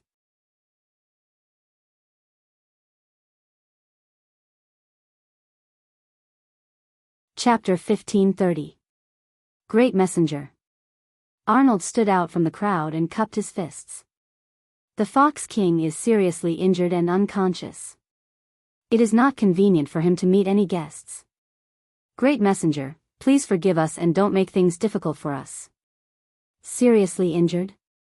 Gu Mengmeng narrowed her eyes. She didn't think the 3rd level Oriton could injure Cole so badly. Arnold nodded. Yes, the Great Messenger's friend, Wabi, attacked the Fox King. Little shit? Gu Mengmeng was stunned for a second before she smiled. Little shit said he didn't care about her, but his body was still very honest. Without a doubt, little shit must have conveniently attacked Cole when he was saving Oriton. Even if Oriton wasn't Gu Mengmeng's male, he was still her family's tiger. He wouldn't let an outsider like Cole bully him. Little shit was standing up for her. Gu Mengmeng nodded and said to Arnold, "All right, I understand. Since it is not convenient for the Fox King, we shall not disturb you any further." With that, Elvis carried Gu Mengmeng and left. Sighs of relief could be heard behind them. It was obvious that they had been frightened out of their wits. Leah looked at Gu Mengmeng with a smile. "Am I right? If it was just whales and not little shit, would he care about this?" He wouldn't. Gu Mengmeng smiled brightly. She shot Leah a look. "To celebrate little shit's safe return, let's have an extra dish tonight. While we're at it, ha ha ha." Leah looked at Gu Mengmeng's mischievous smile and knew what she was thinking. The grapes sent by Canwood this year were made into wine by Sandy and her men. I checked them after I came back. They weren't as detailed as yours, but the taste was about the same. Leah pinched Gu Mengmeng's little nose. "But you have experienced Wabi's alcohol tolerance. Aren't you afraid he will drink all your wine again?" Gu Mengmeng raised her head. "As long as I can drink little shit back, what's a few barrels of wine?" Gu Mengmeng was in a great mood. She hummed a tune all the way back to the stone castle. Wabi had never been one to scheme. If someone provoked him, he would usually choose to fight back. It was never too late for a gentleman to take revenge 10 years later, but that did not apply to him. Looking at Oriton being beaten up so badly, he would either not care or even care. Cole would definitely be 10 times more miserable than Oriton. "Ah, it's a pity that I didn't see him like this." Gu Mengmeng was stunned when she pushed open the door and entered the stone castle. Little shit, this was definitely kissing little shit. "My wine." Gu Mengmeng shouted at the top of her lungs, "Didn't you say to rest on the 2nd floor? Why did you drink all my wine as soon as you came back?" That's right, Gu Mengmeng had intended to take out the grape wine to serve little shit. But serving was one thing, and it was another to find a drunken snake coiled up in the stone castle like Niwa with a wine barrel in its tail. It was half leaning on the stone castle while winking at Gu Mengmeng with a drunken and enchanting smile. Burp, little shit seemed to be in a good mood after drinking. Seeing that Gu Mengmeng had returned, he walked towards Gu Mengmeng in an S shape. He pushed Elvis away and hugged Gu Mengmeng in his arms. He whispered into Gu Mengmeng's ear, "I am your father, really." Gu Mengmeng face-bombed. How could he act in a sequel after drinking himself into a coma?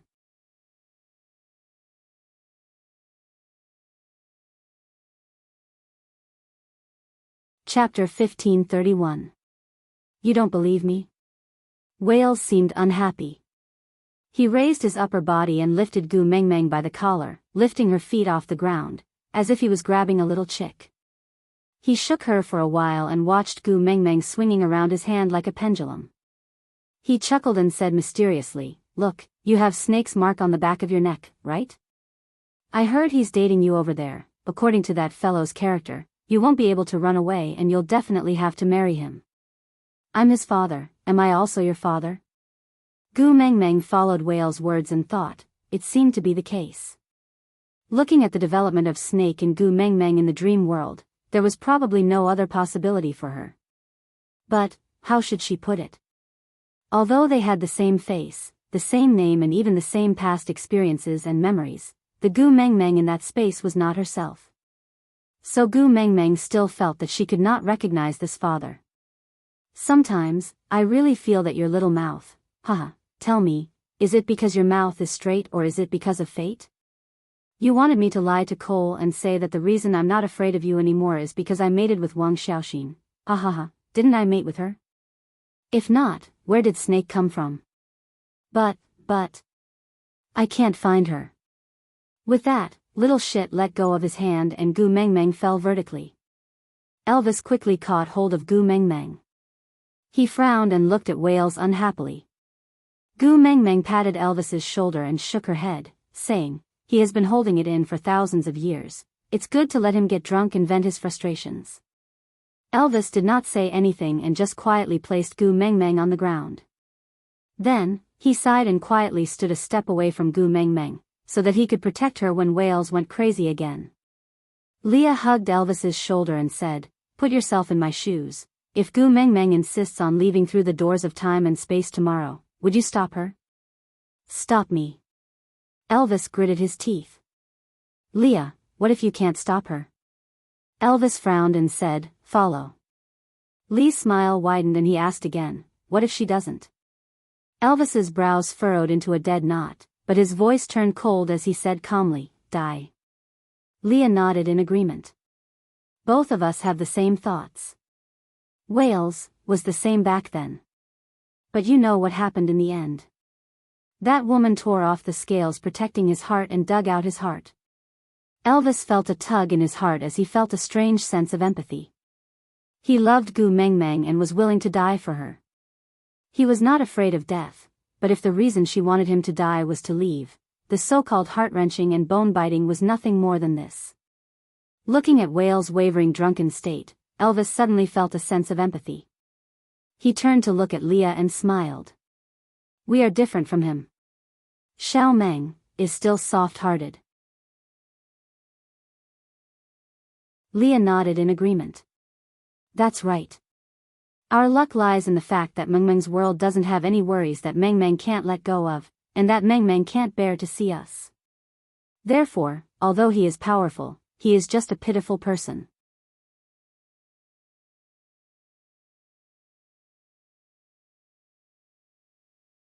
Chapter 1532. Leah was taken aback and instinctively looked at Gu Mengmeng. Standing behind Wales, Gu Mengmeng also tilted her head and pointed at her own nose, saying, "I told him." Wales turned back with a sharp gaze, scaring Gu Mengmeng so much that she shrank her neck. He did not ask anything and Gu Mengmeng confessed herself, saying honestly, "The beast deity told me." Gu Mengmeng repeated the version of the story that the beast deity told her about Wang Xiaoxin and Wales, word for word. Then, she looked at Wales quietly for a while before asking, "What's wrong? Did the beast deity say something wrong?" Whales seemed to have sunk into deep thought. She did not know if it was because the alcohol had gotten to his head and caused him to be slow or his thoughts had flown elsewhere.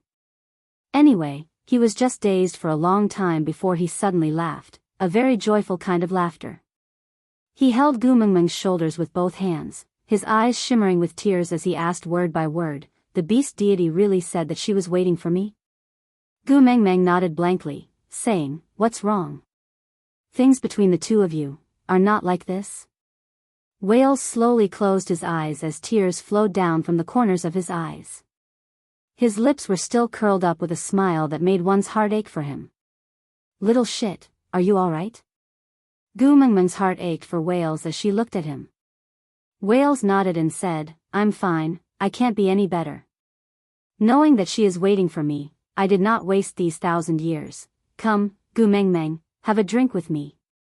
This word "me" made Gu Mengmeng feel at ease all of a sudden.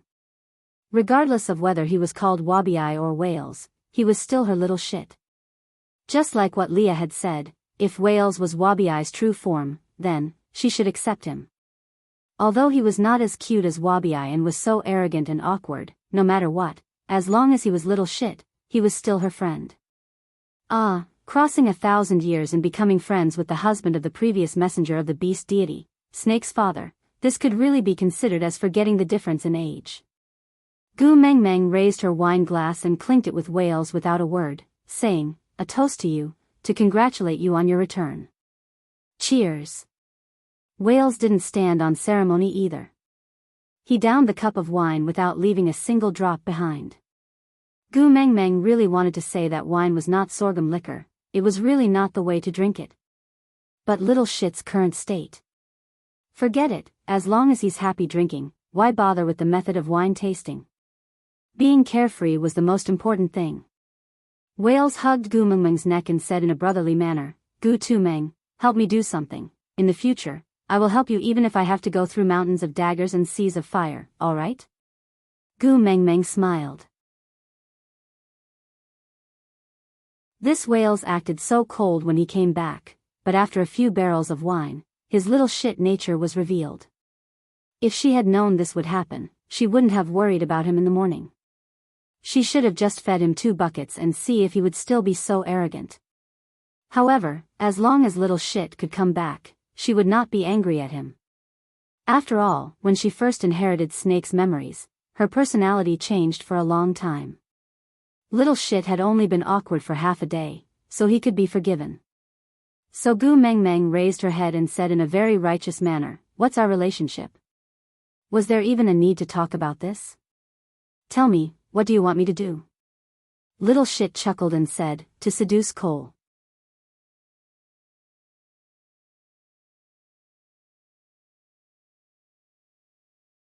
Chapter 1533.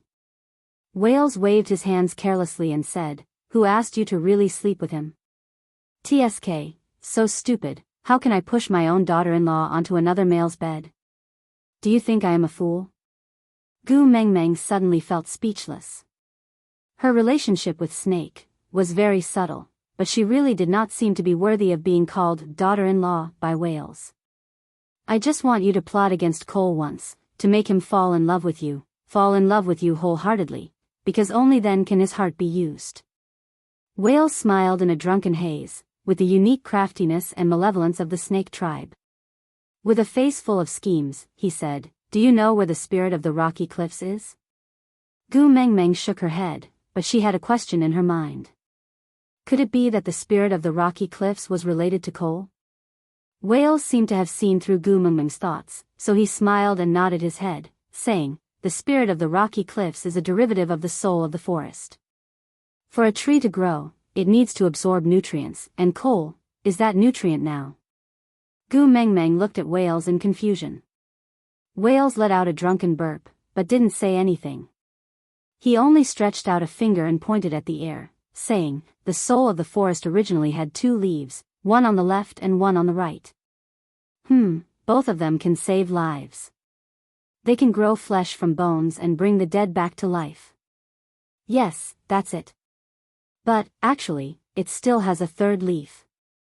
Only when this 3rd leaf grows out and fully unfurls, will the spirit of the rocky cliffs appear.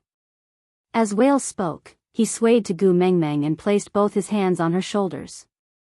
He tried to make his gaze look serious, but Gu Mengmeng only saw his drunken expression. This first leaf is called benevolence, the second is called kindness, the third is called love.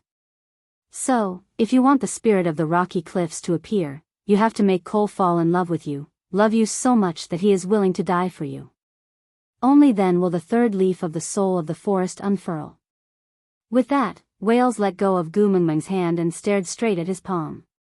Only when you gather all 7 treasures, can I be truly revived, and then I can see her. 1,000 years, I have wasted a whole 1,000 years. Wales let go of Gu Mengmeng's hand and stared straight at his palm. Gu Mengmeng puffed up her cheeks and thought for a long while before shaking her head. I don't understand. Why must Cole fall in love with me before the third leaf will bloom? Because you won't love him. Wales seemed to have thought of a particularly funny thing. His eyes were filled with an amused smile as he said, Do you know what is the most painful torture in this world? Gu Mengmeng replied, Parting forever. Gu Mengmeng had experienced these 4 words from Snake and again from Gregory. It could be said that she was deeply moved by them. Wales shook his head and said, Parting in life and death is a sad thing. The so-called sad thing is that although it is difficult, it will pass. Just like me, I have been suffering for 1,000 years, but when I think about how I can return to her side soon, I feel that this 1,000 years of suffering is just an instant. Wales paused before looking at Gu Mengmeng. When Snake died, you must have been in great pain, but has that pain faded to the point that you can't even remember it? So, the most torturous thing in this world is not parting forever. Because although it is painful, it will eventually be forgotten and it will slowly get better.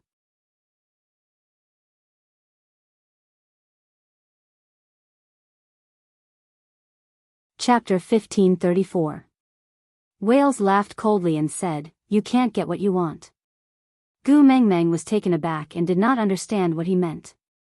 Wales said, As long as Cole falls in love with you and you don't love him, this torture will stimulate the growth of the third leaf of the soul of the forest. The more painful he is, the faster the leaf will grow. When the third leaf fully blooms, his heart, which is used as nourishment, will be sucked dry and become as hard as a rock, becoming the spirit of the rocky cliffs.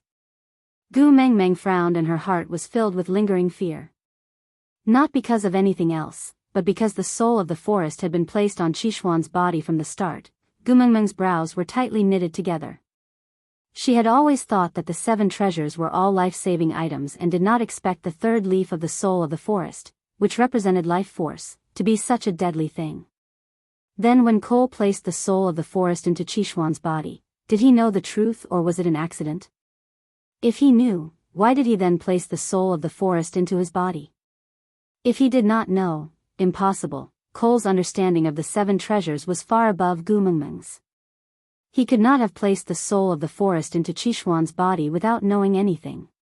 So, Cole must be plotting something. Is there any way to let the third leaf bloom and obtain the spirit of the rocky cliffs without the person who is used as nourishment to die? Gu Mengmeng asked. Wales nodded and answered honestly, Yes, if you truly fall in love with him, cut out half of your heart and give it to him, he will not have to die. After Wales finished speaking, he laughed and looked at Gu Mengmeng, asking, Do you know? If you fall in love with Cole, cut out your heart to continue his life. Gu Mengmeng shook her head and said, No. Wales nodded approvingly and said, So, Cole is dead for sure. Gu Mengmeng was not as optimistic as Wales. She could not understand Cole's motive for doing this. She did not believe that someone like Cole would risk his life for no reason. Could it be that Cole was so naive to think that Gu Mengmeng would cut out her heart to save him? Yes, because Qishuan's life was tied to his. Gu Mengmeng might really cut out half of her heart to give it to Cole for her son. But the problem was that there was an important prerequisite for such a life extension. She had to truly fall in love with him. This is even harder than cutting out the heart. Gu Mengmeng sighed and said, I feel that Cole should know the secret of the third leaf of the soul of the forest, and he knows very well how much I want him to die. Under such circumstances, it is impossible for him to fall in love with me and allow the third leaf to grow. Wales shook his head and said mysteriously, "Do you know why he hit Oriton?" Gu Mengmeng shook her head. Wales shrugged his shoulders and chuckled, "Because he was eavesdropping outside yesterday. He heard the sounds of you and Elvis mating, so he was angry, jealous, and went crazy. He didn't dare to be impudent in front of you, so he vented his anger on Oriton, who was alone." Wales nodded his head seriously, indicating that what he said was the truth. Then, he said softly, "Let me tell you another secret. When I hit him, the snake's tail was stuck into his chest, the third leaf had already sprouted a bud, so I only crippled him and didn't kill him." Gu Mengmeng stared at Wales, dumbfounded. Wales nodded his head seriously, indicating that what he said was true. "You mean?" Gu Mengmeng felt as if she had swallowed a fly. Wales nodded and said, "Cole loves you, he loves you so much that he is twisted, so ferocious, so much that he can't see the light of day, but he really fell in love with you." Digression.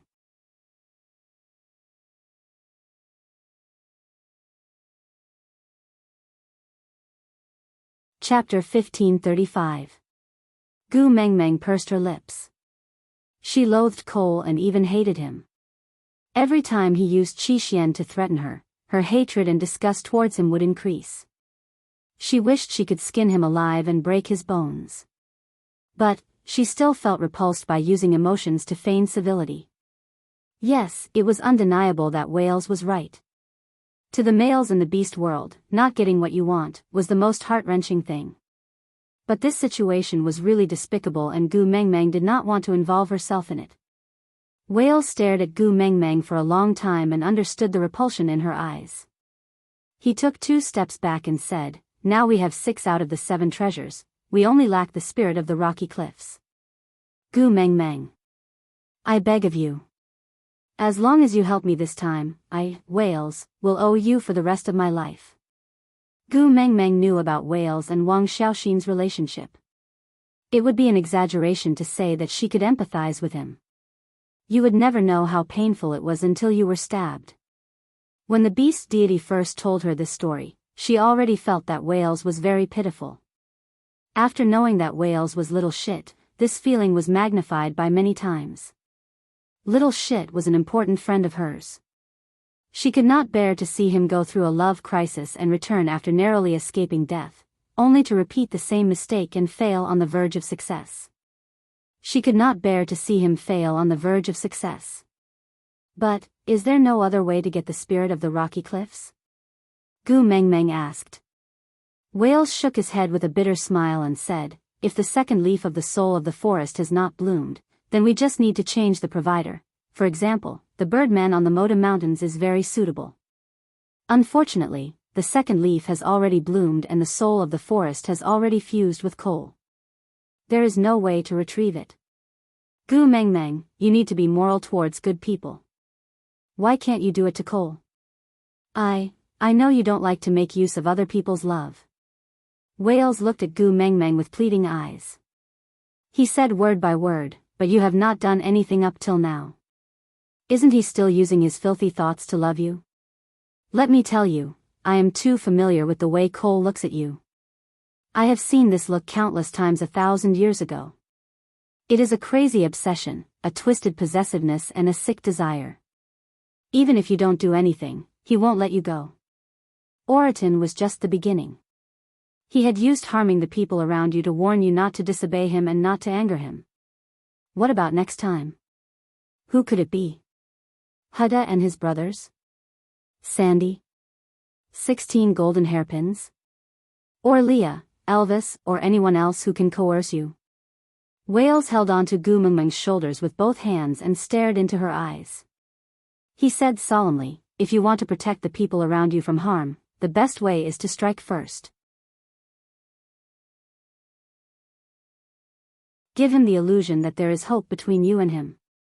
In order to maintain this hope, he will not dare to act rashly and hurt the people around you. What you have to do is not to take the initiative, not to refuse, and not to take responsibility. When his hopes climb to the peak, you could crush his hopes ruthlessly. As long as you were ruthless enough, the third leaf would definitely bloom. At that time, I can be with her again, and you can get rid of him completely. Other than Cole, no one will be hurt. And Cole only has himself to blame.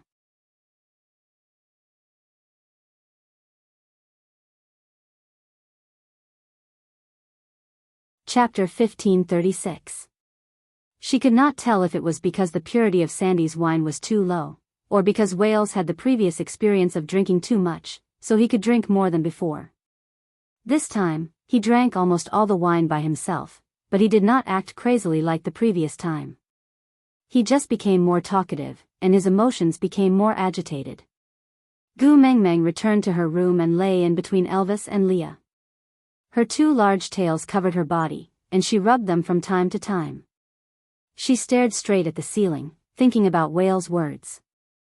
Leah and Elvis both knew what she was upset about, but Elvis was not good with words, so he did not say anything. He just gave Leah a look, indicating for him to comfort Gu Mengmeng. No matter what her decision was, they would support her. It was just that their hearts ached for her to be so upset. Leah gently tidied the stray hair on Gu Mengmeng's forehead. He said gently, "Mengmeng, actually, Elvis and I do not support this honey trap." Gu Mengmeng looked at Leah, waiting for him to continue. Leah smiled. In the beast world, any problem should be solved by the males. Let's not talk about the fact that we at least have Elvis who can fight Cole to a draw. Even without the Beast King, the two of us should be the ones trying our best to mediate with Cole. There is no reason to push you out. Gu Mengmeng turned sideways and hugged Leah. She buried her face in his chest and said softly, "I don't mind this." Leah patted Gu Mengmeng's back gently. "I know you don't mind, but Elvis and I are also very embarrassed to always hide behind a female. But now is not the time to care about our pride. Of course, I can set up a trap for Elvis to kill Cole, and you don't even have to dirty your hands. But if the 7 treasures don't appear and Cole dies, then Qi Xian will definitely be buried with him. You can't bear to let Qi Xian go, and that is why we are holding back." Gu Mengmeng pursed her lips and nodded. "I know, if I can be heartless and not care about Qi Xuan's life, you and Elvis will not have to be held back by him. But I really can't bear to sacrifice 2,000 to kill 1,000 enemies in the beast world. As long as I can achieve my goal, I will not care about the cost. Qi Xian is my flesh and blood. I can't bear to part with him." Leah kissed Gu Mengmeng's forehead and said, "We know you can't bear to, and we won't do anything that will make you sad." Hence, Whale's suggestion seemed to be the only beneficial solution for now. Only then can the 7 treasures appear. Not only can it protect Qi Xian, but it can also stop Cole's crazy idea. Wales can completely revive Gu, and Gregory can also return. At the same time, it can also fulfill the 1,000-year relationship between Wales and Wang Xiaoxin. It can be said that there are many advantages and no disadvantages. Leah sighed and gave a self-mocking smile as he hugged Gu Mengmeng even tighter. He said, "We all understand the logic, but I can no longer analyze everything clearly like I did 4 years ago and use logic to make the best choice. Mengmeng, I can't bear to see you suffer, not even a little bit. So if you don't want to do it, then don't.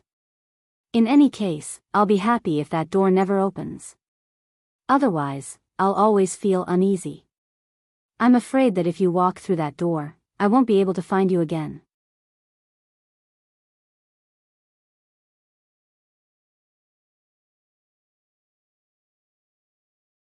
Chapter 1537.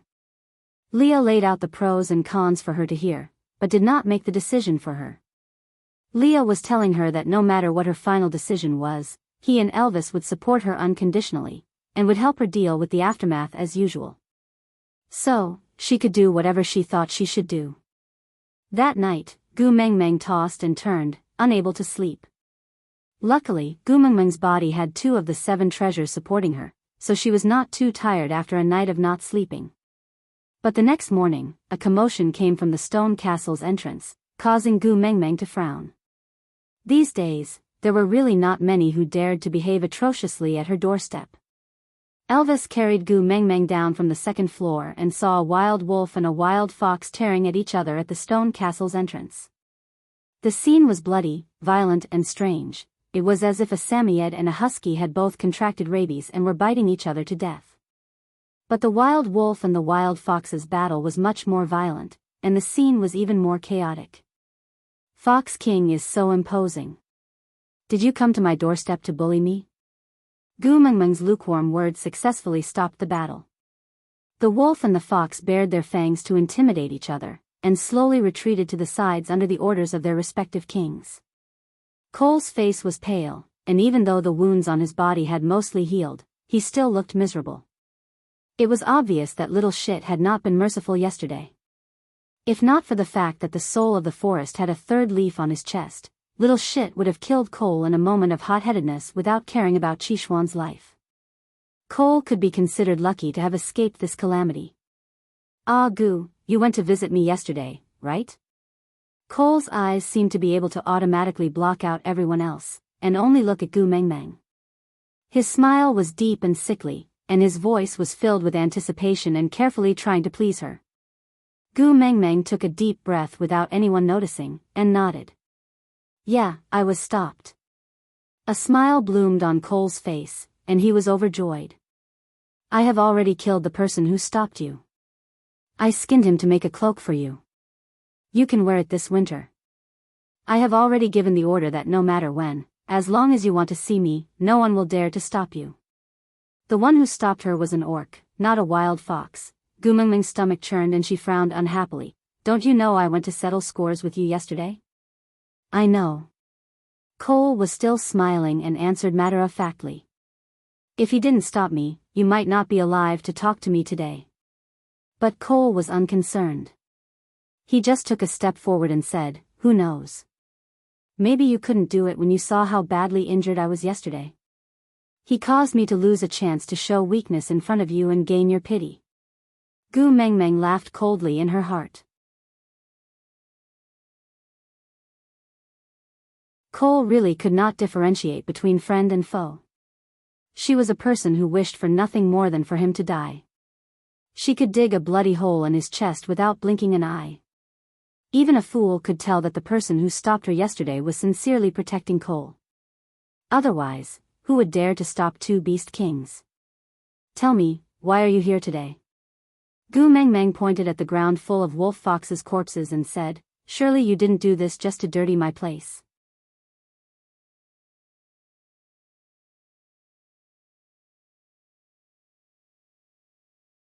Chapter 1538. Gu Mengmeng looked down at the ground littered with wolf and fox corpses. She frowned at Cole and asked, this is the food you prepared for me? Cole nodded and smiled. His you don't have to be so touched expression made Gu Mengmeng's teeth itch. Don't you know that I don't eat snakes, wolves and foxes? Gu Mengmeng's face was filled with impatience and sarcasm. Cole seemed to be surprised. He looked at Leah with a questioning gaze. Leah nodded in reply. Cole looked at Gu Mengmeng with a look of realization and said, because of your partner's race, you will also be gentle towards wild beasts?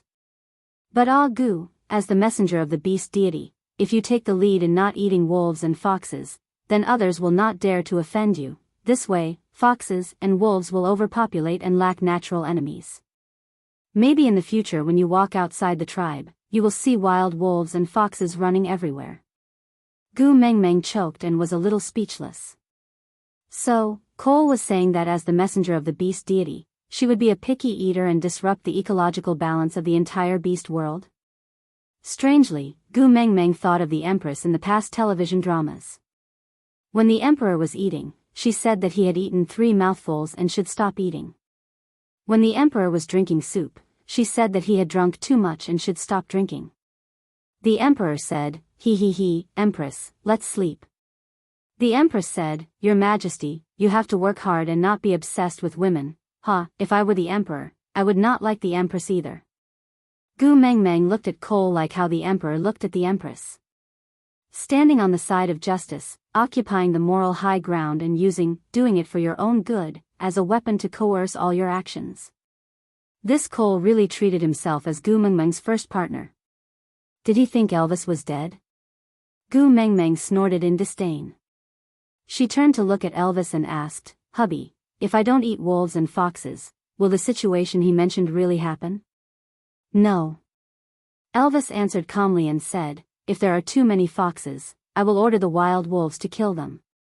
If there are too many wolves, I will order the wolf pack to digest internally.